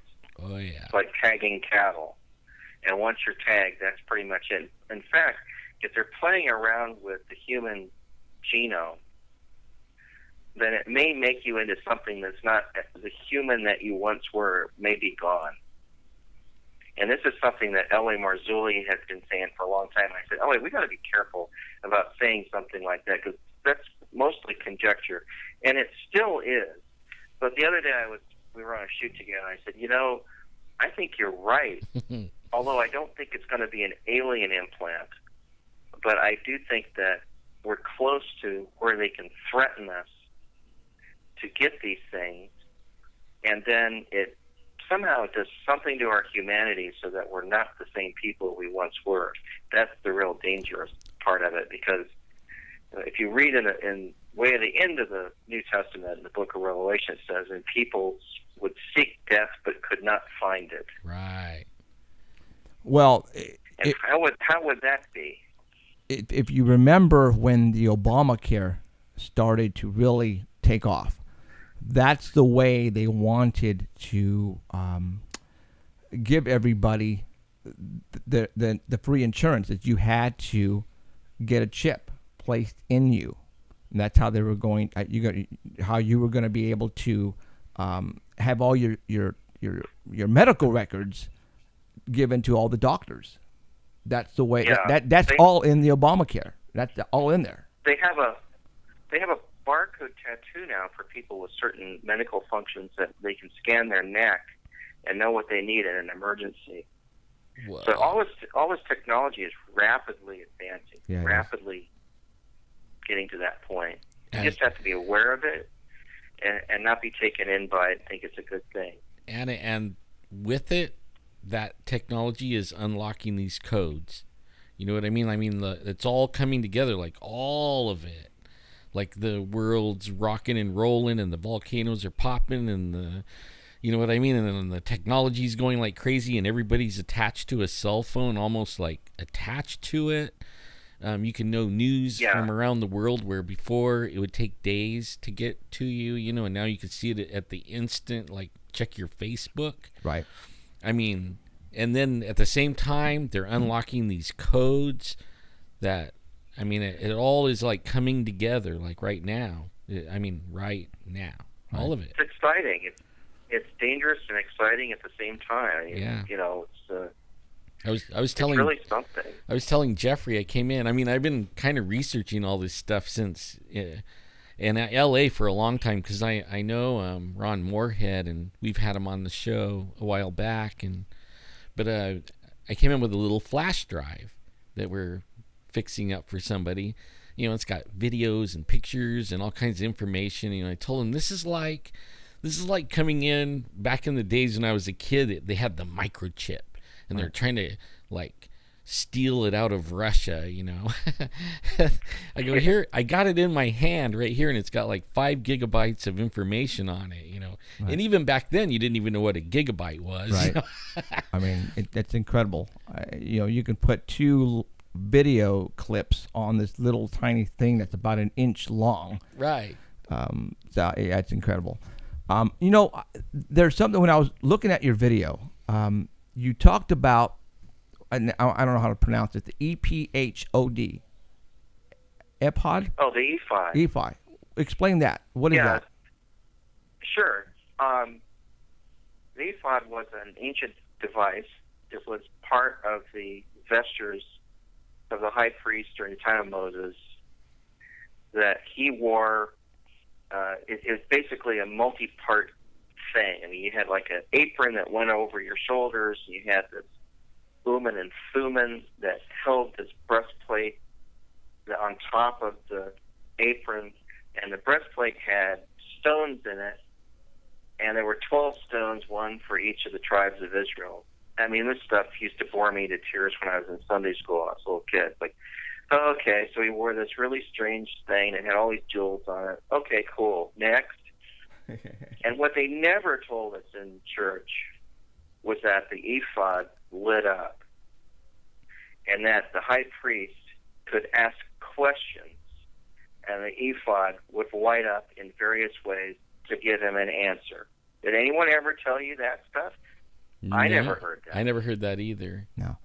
That's the cool stuff that you never get to hear. And so the Jews have this phrase for it, for the Uman and Thuman that were part of the ephod, called the complete light. And the Babylonians at the time knew that this thing worked and would fall prostrate in front of it because they thought it was like some kind of God power kind of deal. Now, when we hear about the tabernacle being built and all the details to it and the silver pots and the Holy of Holies and the Ark of the Covenant, all this stuff sounds like it's right out of an Indiana Jones movie. Yeah. and it's like, okay, but if we really latch onto it now on your paranormal show here, instead of just sitting in a boring church meeting and go, okay, what is this really talking about? This was a plate that only worked on the breast of the designated high priest. If you took it off, it didn't work anymore. Whoa. If he put it on, he could ask the question, should we go to war or should we not go to war? And it would light up in a way where he could actually find out. And through those scriptures, it also talks about, and these devices were made with extreme cunning. Now, what does that mean? I don't know. Were they electronic in nature? I don't know. Oh. Were there magnets under there? I once asked Professor Harrell, like I said, because I know he's doing an experiment, which I won't talk about on the air yet. Was it like Wi-Fi?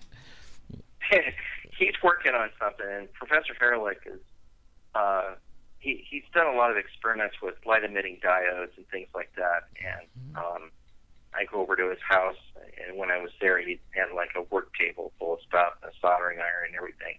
So he's a creative guy. And I said, could the stones on the ephod that are described to us as precious stones,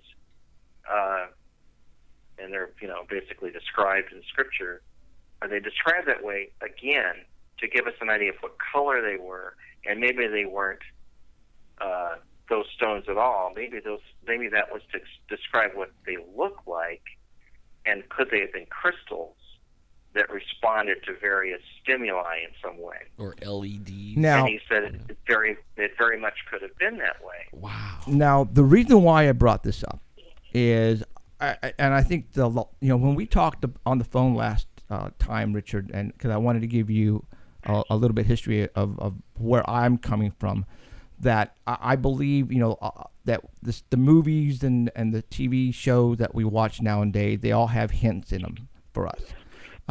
Yes. What you're talking about right now, and when I saw that on your DVD, it reminded me of the show The Land of the Lost. You remember that show? Oh, yeah. And I'm not well versed on it, but I Okay. do remember, yeah. Okay, well, inside the pylon, they had exactly what you're describing, a square of stones of different colors, and the high Slee stack, which is Enoch, was the only one who can activate it by touching these crystals, different colors. And I'm going, whoa. What you're describing to me is exactly coming out of the Land of the Lost series. And the Slee Stack were reptilians. And the Chaka and all those are little Bigfoots. Whoa. But anyways, on what you were talking about, you need to go see that because that's going to blow your mind because exactly what you're talking I about. will. I mean, I have discussions about these things with people, and they'll say, "Have you seen such and such a movie?" And so I'll go out and rent it and look at it afterwards. I've got Netflix, so I can get almost anything. Right. Yeah. Oh no. Yeah. Netflix or YouTube. I'm pretty sure you can find some episodes. But yeah, what you're describing is exactly what the high priestess Enoch can only activate with his hands. See now, and open different dimensions and open wormholes and all that. Okay, now that you said the that, guy that wrote that was probably the show was probably Jewish. You know what? We need to do some research and see if that's the case. well, now that you brought that up and you guys are like, I never ever thought like along the lines of what you guys are saying this could be. Is that really why we're over in Iraq? You know what I mean? Is that what the war was? Oh. I mean, that's where all that stuff was born or at, right? Is that what they're over there doing? And now the Muslims are over there, like, destroying everything? Well, and L.A. Marzulli probably is up to, with Ron Moorhead, because they go out all over the place. And do you go with them, too, as well, Richard? When they go out, like... Oh, yeah. Otherwise, there wouldn't be a show if I didn't go directly. I want to go, man. Next time you guys go, I want to go. The two of us go all over the world. Right. We have arguments what's going to be in the shows. And I think, well, you can't say it like that, L.A., or because it sounds like we're preaching at people. We don't want to do that. We just want to state the fact and let people make up their own mind. Right. And we do this all the time. And we're working on Watchers 9 right now.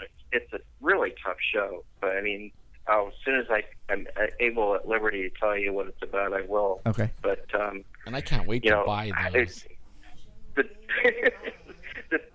biggest mystery to me on the Watchers series is how we're going to have enough money to do the next show.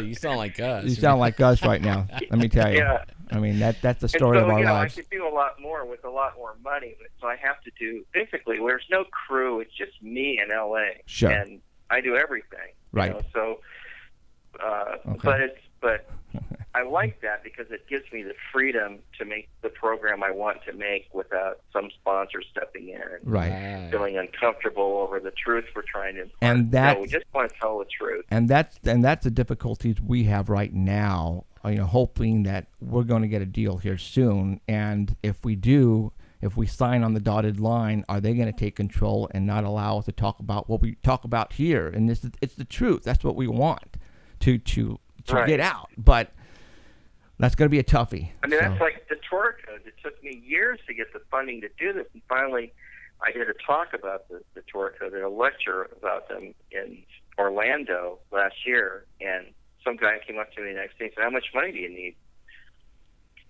Wow, that's cool. I don't believe it anymore. It's like, okay, well, I don't know. I'll have to check my record. It's been a while since I've even added up the cost. I said, however, I will say that I've learned how to do documentaries for a fraction of the cost that they used to cost. Right.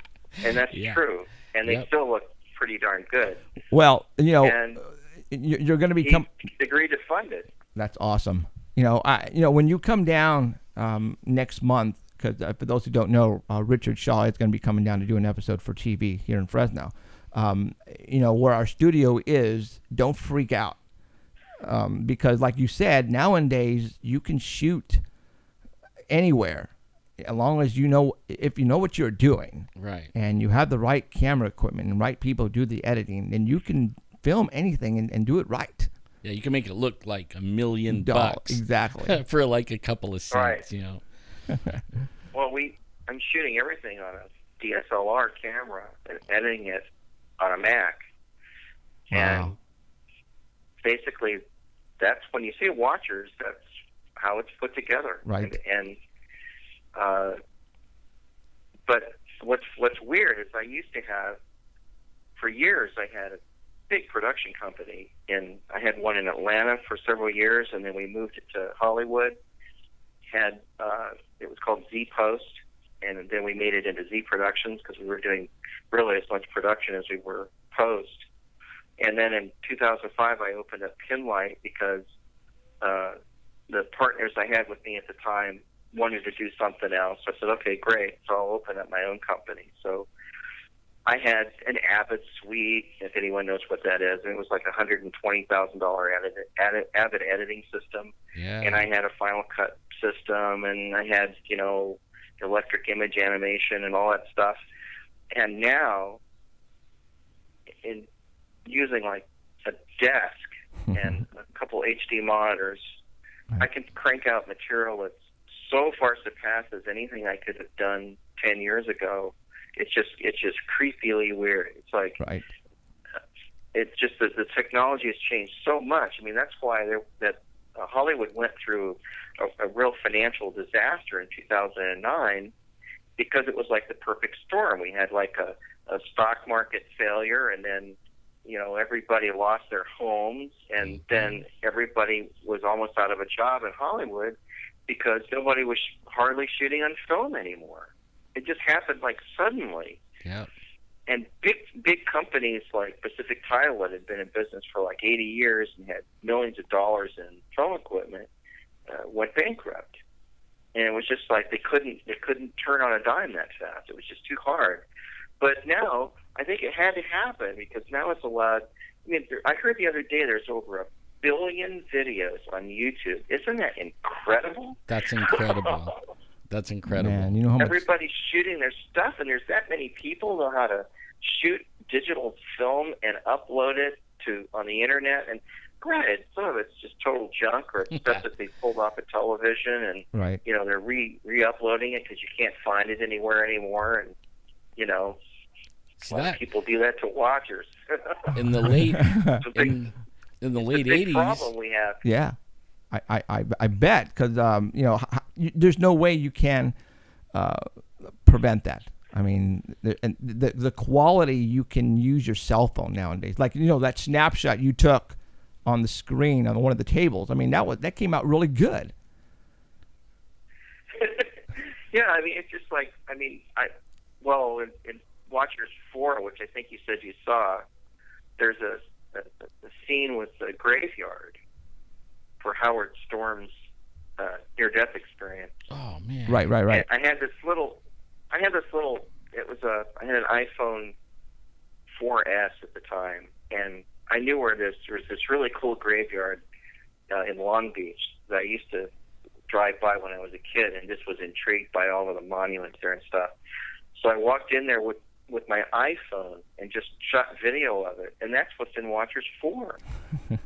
And because I had this little app for my iPhone it was called 8mm, and it puts like edge damage and scratches and stuff, but they look really perfect. I mean, they look like spooky, like real film. Yeah. I used to do that kind of effect with real films, and I put it over my video as an effect. Now it looks better if I just do it with the iPhone. If you're done with it, it's just like, what? I got a question out of chat now. Now we've been talking about the Watchers. If they click on, I put a link for the Torah Codes on our website. Right. If they click on that, can Sure. they find the Watchers also right there? Oh, you can if you go to my site, the Pinlight site. I think that's where And I you put can it, the find- Pinlight. Right. Yeah, pinlight.com also has information about Watchers. Okay. Cool. So yeah, that website, guys, is hooked up to the link on our website. So just click on it, and it'll take you to Pinlight, and all that information will be on there. I know there was I didn't have a long time, to look at it, but there was some videos on there, Right. that you could watch and everything. Right. Sure. It looked good. I wanted to sit and watch, but I didn't have time. That's okay. There's a million things I guess, we're just kind of chewing the fat here, and I'm getting off topic. But, No, that's good. Well, I mean, that was the last table that we just watched or looked at, right? Yeah. If you want to go to the next one, we can. Rushing forward here. I don't remember noticing another one. Which The one? next table is it's actually on Art Bell's site. There's like a couple more. Okay. There's two more, and then Oh. we can talk about gematria until we're running out of time here. Okay. All right. Go for it. Let me put it in. The next one is it's another 9/11 table, Oh, but man. it's in the film, and it's just an amazing table because the words September 11th massacre, twins in towers, and then the line, the sentence, the terror attack, were all found in the Torah Codes. There you go. And if you look at the lower left hand where I've spotlighted it, the plain text that all of these words were found over says, "And fell from the people this day about 3,000 men." Whoa. That's about how many people perished on that day. Yeah, that's just in the plain text under all the Twin Towers codes. That's also in the film. Wow. And then the next one is like, it's the Bin Laden table, and that's kind of the last one that we have up here. Okay. Which is one that basically Professor Rips found, but I think he had one other Torah code researcher that worked with him on it. But again, like Rips was looking for complete sentences, so he found a 29-letter text on Bin Laden, and it basically reads, "Destruction I will name you. Cursed is Bin Laden, and revenge belongs to the Messiah." Wow. That's interesting. Like just one long straight line. It has all that. Like, what's the odds All of that that? information. Yeah. That's amazing. Wow. And the Messiah, according to Glavison, can also be translated as the Anointed One. And the word paranormal comes up sometimes in the Torah Codes, and according to Glavison and Art Levitt, the word paranormal can also be translated in Hebrew as supernatural, which I think is kind of interesting. Wow. That is. Just kind of Yeah. little factoid there, but to me, that's kind of important. Absolutely it Because is. people sometimes think, oh, it's paranormal, so it's ghosts and Right. shadow people, and they don't realize that the scriptures in the ancient Hebrew also pegs that as being supernatural. So that's just, I think, kind of a neat identifier. Sure it is. And that's what we're trying to also to, it's, the Bible's supernatural. Right. It is. I mean, you cannot say it isn't. So, people are digging what we're doing here with the Bible and religion. And we're getting more people who say yay, and not that many people are saying negative things to us about this. Yeah, they're not trashing. They're us not too trashing bad. us, and maybe they feel that God's going to strike them down if they do. But, and this is why we wanted you on, Richard, because you get it. You definitely get it. It's not about ghost and Bigfoot and UFOs. There's some crazy stuff that are happening now. Now let's get into a little bit like your personal thoughts on the future. I don't know how many other tables you have that you haven't told about. But what have you heard anything, or did you pull up anything, or had the rabbis pulled up anything that are telling us within next year something is definitely going to come up? Well, yeah. I mean, this gets into another area called gematria, but if I could just quickly wedge something in, because I liked what you just said a second ago about how people are starting to get that this Bible being a supernatural book, if we could just divorce it from religion of man and say these are the words that are in this book, and it tells us that this stuff happened, of which we have no explanation for, but which we've got to try to understand now because our lives may depend on it. And if we look at it like that, it could be different. And like some of these things we need to start looking at as that's what the prophet was seeing happen, and we need to look at that literally instead of thinking it was an iconic thing that he's trying to explain. And I have this quote here that I just wanted to read you.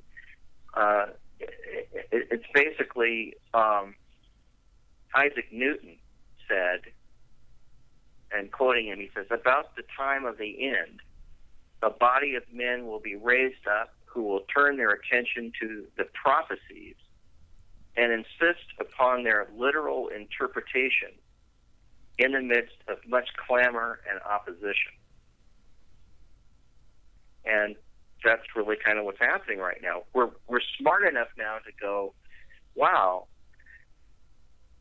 Ezekiel was describing a spaceship. Right. There were floating cities in the book of Deuteronomy. There were angels that appeared there was an angel that appeared in Peter's cell, and his shackles dropped off, and everybody went unconscious, and he walked out the front door. What does that remind you of? I mean, anyone that knows anything about alien abductions, even if you listen to Captain Robert Salas's own personal experience, I've talked to him and his wife. His wife went unconscious. He was lifted up out of his bed and went through the wall. Yeah. Okay?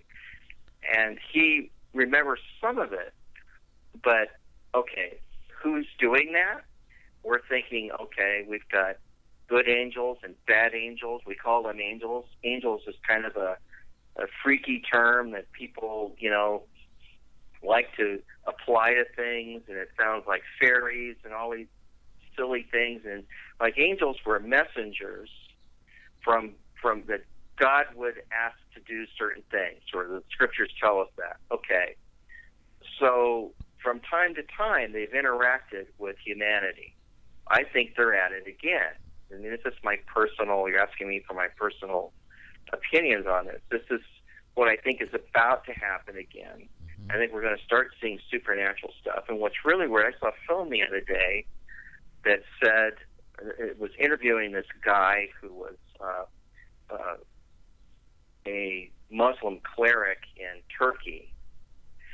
And he said, well, the Holy Quran tells us that in the end of days, that the jinn would be walking among us.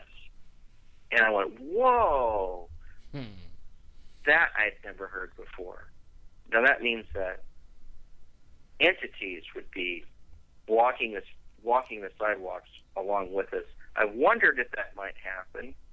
I no longer think that's so crazy because of the things that are happening in the world. If we start seeing more UFOs than we're already seeing, and if they manifest, if there's some big war on the planet, and they go, we're coming down here to rescue you from all of this, it's going to be a very confusing time, and most people aren't going to have a clue what's happening. Right. They're going to think they're all good. I don't think they're going to be. I think you're dead on. I actually have been warning, like, my friends and stuff like that. Like, if something breaks loose, and because these things are already sending messages through different groups, like there's Facebook groups where they channel these aliens, right?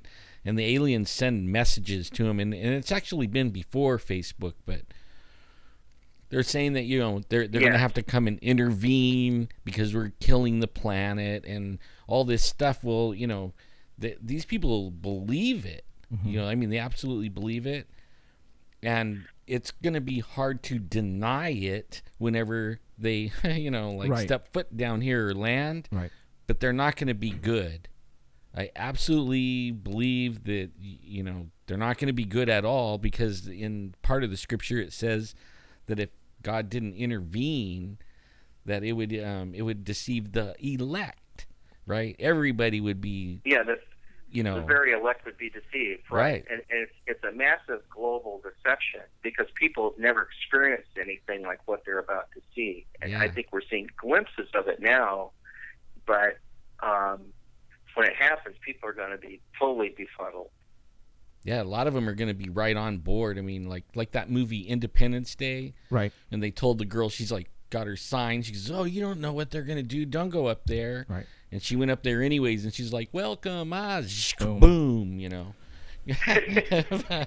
Exactly. And then on the other hand, you have Yeshua telling us in the New Testament that at this particular time, after a period of tribulation, which seems like a brief period, but a really bad time of we don't know what's going to happen at that point. But after that, it's when people start disappearing. Now, what's really strange is that when you start reading the Old Testament, the Tanakh, that all of my Jewish rabbi friends know a lot better than I do. And they're talking about the resurrection of the dead. And this is back in the book of Daniel. Right. Now, this parallels what's happening in New Testament times, but they really aren't referring to that. And then Professor Rip sent me a Torah code table and a complete sentence in the Torah codes that says resurrection of the dead. Whoa. In one sentence, it all comes up. Another time he showed me a Torah code table that was a verse from Isaiah. And I said, what are you showing me here? I don't get this. He goes, oh, it's not at all uncommon for the Torah codes to quote the prophets. I said, but that happened 500 years after this book was written. And there's like other scriptures quoted in the Torah codes, that just boggles my mind when I see stuff like that. Like, how did that get in there? So we're seeing all this stuff. We can either be open to it or not. But to answer Jeffrey's question about what is coming up in the next years, there's a video that I just did. Rabbi Gledgeson, last time he came to L.A. was like 3 weeks ago, and he was bouncing off the walls to show me this thing. And I said, what is it? And he said, it's this Kabbalist passed away and gave this to his assistant to publish on the internet after his death. And I said, what is it? He says, the book of Gematria. Now, Gematria is the study of numbers and how they all work. I said, show it to me. He printed it all out. He downloaded the whole book from the internet and printed it out. That's how tenacious Gledgeson is. And he started reading these lines of text. It's like the God of Abraham, Isaac, and Jacob. And the Gematria of that line added up to 776. And he read another line and added up to 776. Then he read another line, added up to 776. Finally, it says the return of the Messiah. This is all in Hebrew. And that phrase added up to 776. And I said, well, okay, well, that would mean that if it's 5776, that's next year. And he said, well, it's implied that it's the sixth millennia. I said, well, what do you mean? He said, well, we already know from other ancient mystical texts that the Messiah will arrive in the sixth millennia that we're living in now. So this is why I like hanging out with Rabbi Gledgeson, because he tells me this stuff that I've never read because it's in their Jewish mystical text. Wow. I mean, he's like reading the Midrash or some other ancient text, or even something out of the Kabbalah, or something that I may have not even looked at. And I'm not saying that we should all run out and study the Kabbalah or take that seriously, or study the Talmud or the Zohar or any of these other books, but he knows, because Gledgeson has studied this stuff his whole life. He's like a walking encyclopedia, so he can answer almost any question. And yet, what I love about him so much, he's almost like, I mean, the two of us are like little kids when we get together. It's like, oh, you're kidding me. What about that? And he goes, well, it could be because of such and such, as he's got an answer because he's studied this stuff. And all of these numbers are adding up to basically 5776. So then the last thing he showed me that really freaked me out, like he said, look here, the 1,335 days from the book of Daniel, chapter 12 of the book of Daniel. It talks about the time of the end for these days. Blessed is he who survives to the end of the 1,335 days. If you write out that number in Hebrew, 1335, and you come up with a number, I forget what it is. I think it's like 3380 or it's like 3,380 or something. It doesn't matter. The number doesn't matter. But then he said if you add up if you add up the written, say you wrote out the year 5776, it adds up to the same number as if you have the gematria for 1335. Whoa. And I said, that's just creepy weird. Yeah. How can that be? Wow. So it seems like something happens next year. Now, I'm not saying the Messiah is going to return, because none of us would say that, except a lot of things come up kind of to say that. Or maybe the 1,335 days start next year, and it's leading to the Messiah. Maybe that's what it means. I don't know. But all I can say is we have gematria that's doing some stuff that I've never seen before. It's amazing. I mean, that video is up on the Into Darkness site if you want to look at it. Cool. And when he's coming back to LA like next week to meet with me again, I'm like, how are you coming back here? You just were here like last month. He really gets around, so maybe I'll have something more by then. Where does he live? Jerusalem. That's what I thought. Yeah. I go, wow. He does get around then. I guess so. Well, He does. That gematria numbers that he's coming up with, it actually would be verifying like what everybody thinks anyways of what time we're living in anyways. Because for me, I mean, I didn't grow up in church or nothing. I was like a bad boy. I mean, real bad. But only, came to the end of myself and had to turn to something, But only for me, it was when Israel becomes a nation, and then from there on, from that time on, it was saying, that generation's probably not going to pass away before he comes back. And all these things are going to happen, and you'll know by volcanoes and earthquakes and this and that, and and the codes, like knowledge will be increased, and things like what you're talking about in the, so everything's verifying itself. You know what I mean? Like, right. And what's interesting is that first the knowledge shall be increased, and the 1,335 days are all come from the same chapter in the book of Daniel, chapter 12. So like, that's a real. I mean, if you don't want to read the whole Bible, just read like chapter 12 of the book of Daniel. It's pretty darn interesting. It's like, explain to me what that's all about, if you want to. I mean, that's like, there's mysteries in there that maybe we're going to see happen. Because I can't wait. all of the stuff that Iran is doing right now, that doesn't make sense. They believe that if they destroy Israel, that their Messiah will return. That's why they're doing all this crazy stuff.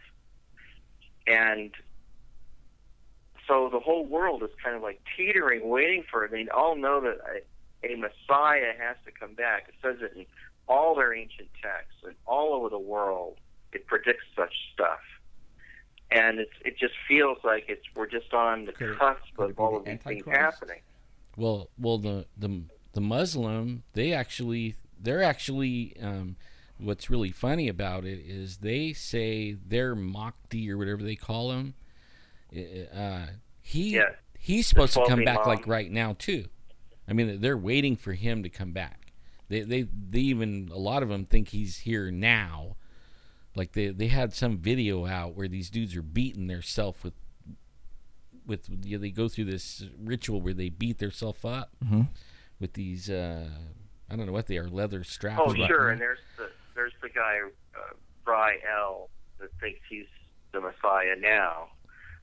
Well, they had it in this video. These guys are all beating themselves and singing they want the Mahdi to come back, and then all of a sudden this glowing looking thing, the man form, appears right in the middle of them, and he's doing the beat with his hand like that of the whip. They got music going and they're hitting themselves with the beat of the music or the drum. Okay. And he was like egging him on and going like using his hand, and nobody could see that with their eyes, but the camera picked it up. Several cameras, several different camera angles. Okay. And then what's his name? The one that said he wanted to see Israel wiped off the map. The little guy in Iran, I think he is.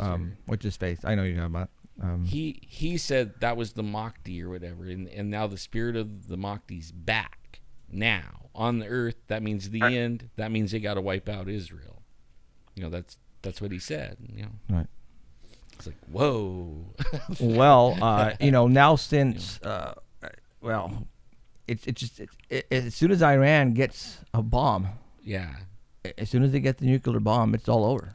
Well, we're helping them. Our Muslim Bible by Torah Code president, gosh dang it. Yeah. I agree. All right. We are about 7 minutes away, and that is the show. Richard, It was so fun, man. that was fun. I had a blast, and I can't wait appreciate- to sit and talk. Yeah, well, you guys are coming down on Friday of that weekend, so definitely got to take you out to I'm dinner. looking forward to it. Yeah, take you out to dinner, wine and dine. You get you drunk, and then we got a lot to talk about. And like I said, there's so much that we want to talk about on the Torah Codes visually that I think what we're going to do is we're going to have a 2-episode TV special for the Torah Codes. And I think that's what we're going to do because there's so much we sure can't. is timely. I mean, come on. Yeah. Tonight we talked 2.5 hours. Yeah. Without no commercials. That's crazy.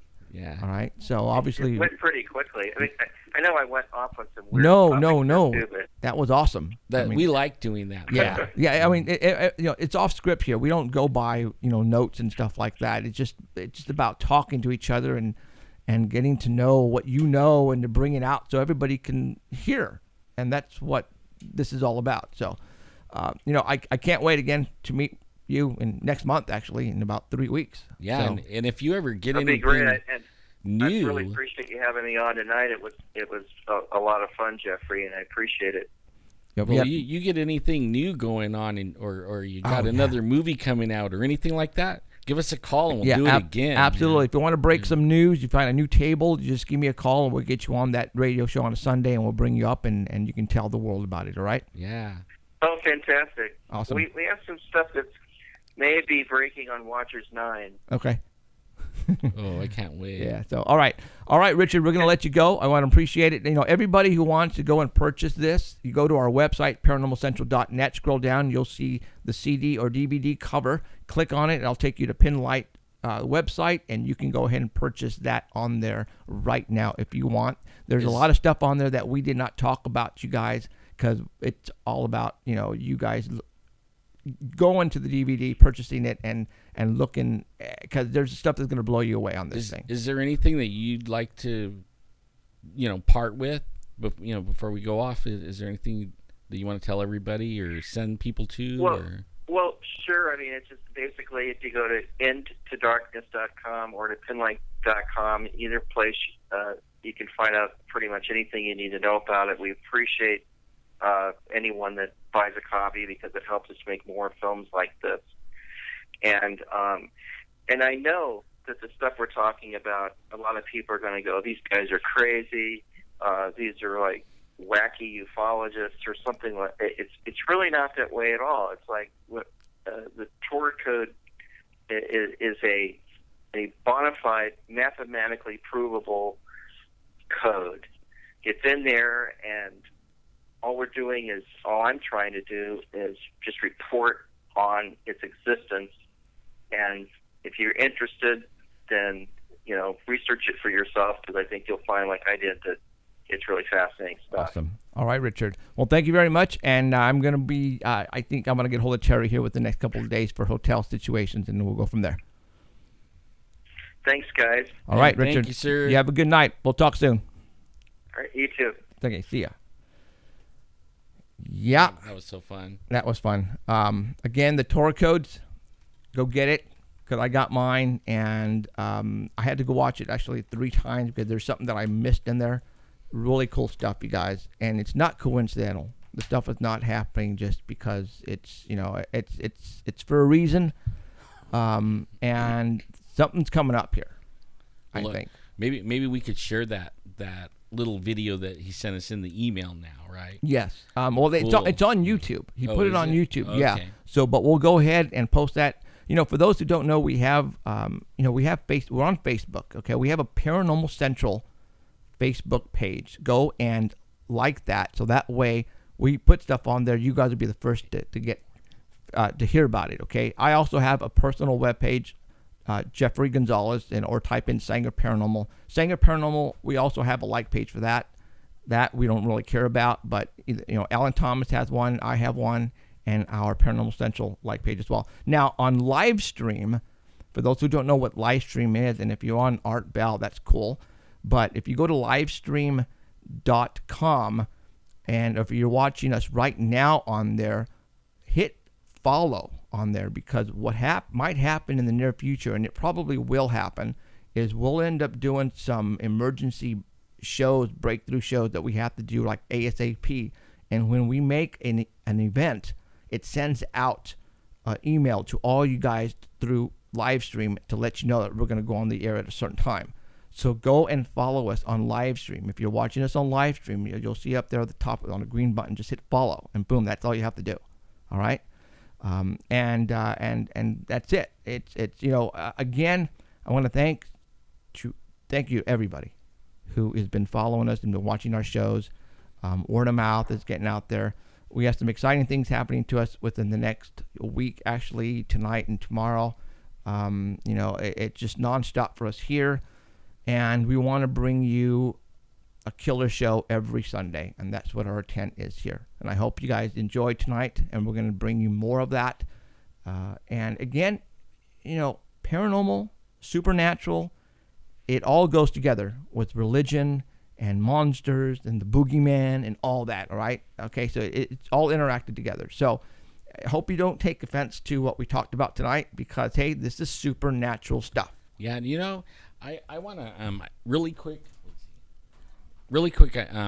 all you guys that's been sharing our links on YouTube and standing up for us when we're getting thrashed and stuff like that. Right. Man, I can't comment on all the reply to all the commenters, because they, believe it or not, everybody's like, they're commenting all over the board on all the videos, and I get like 1,000 something emails a month on that, but only I get to read them. That comes up in my emails, and I'll read them, and sometimes I'll go over there and I'll hit like or something. But I want to let you guys know I read them.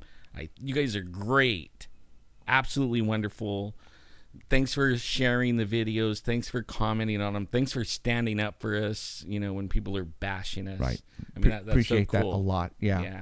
It just makes us want to go out and give you guys a better show the following week with cool subject matter. So, again, we'll be here next Sunday, same time, 5:00 p.m. West time. For all those that aren't Bell, I want to thank you for listening wherever you may be around the world. Just like live stream, I mean, we got fans all over the place, and it's increasing daily, and it's just boggling my mind. I cannot believe. So how much time we got, Alan, before music? It says 4 minutes still. Scroll down. You don't scroll down. Oh, there it is, right there. Now. All right, that's it. We're out of here, you guys. You guys take care. My name is Jeffrey Gonzalez with Alan Thomas, and I want to thank you, and we hope to see you guys next week. Take care. Bye.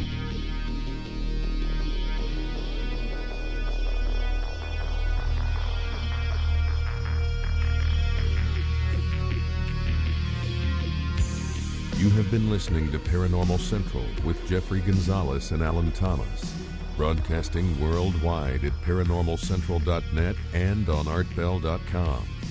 Stay tuned for next time. Remember to keep your eyes to the skies, and we hope you witness something you cannot explain.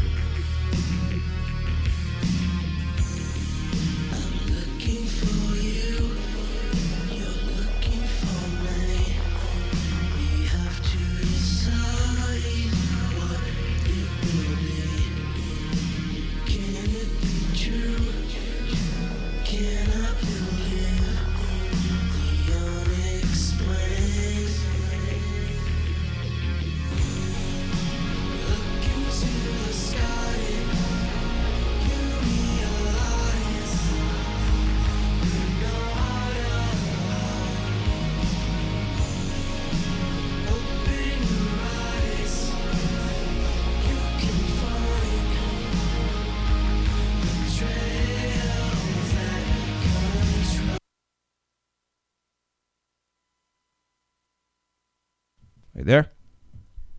Hi, Keith. All right.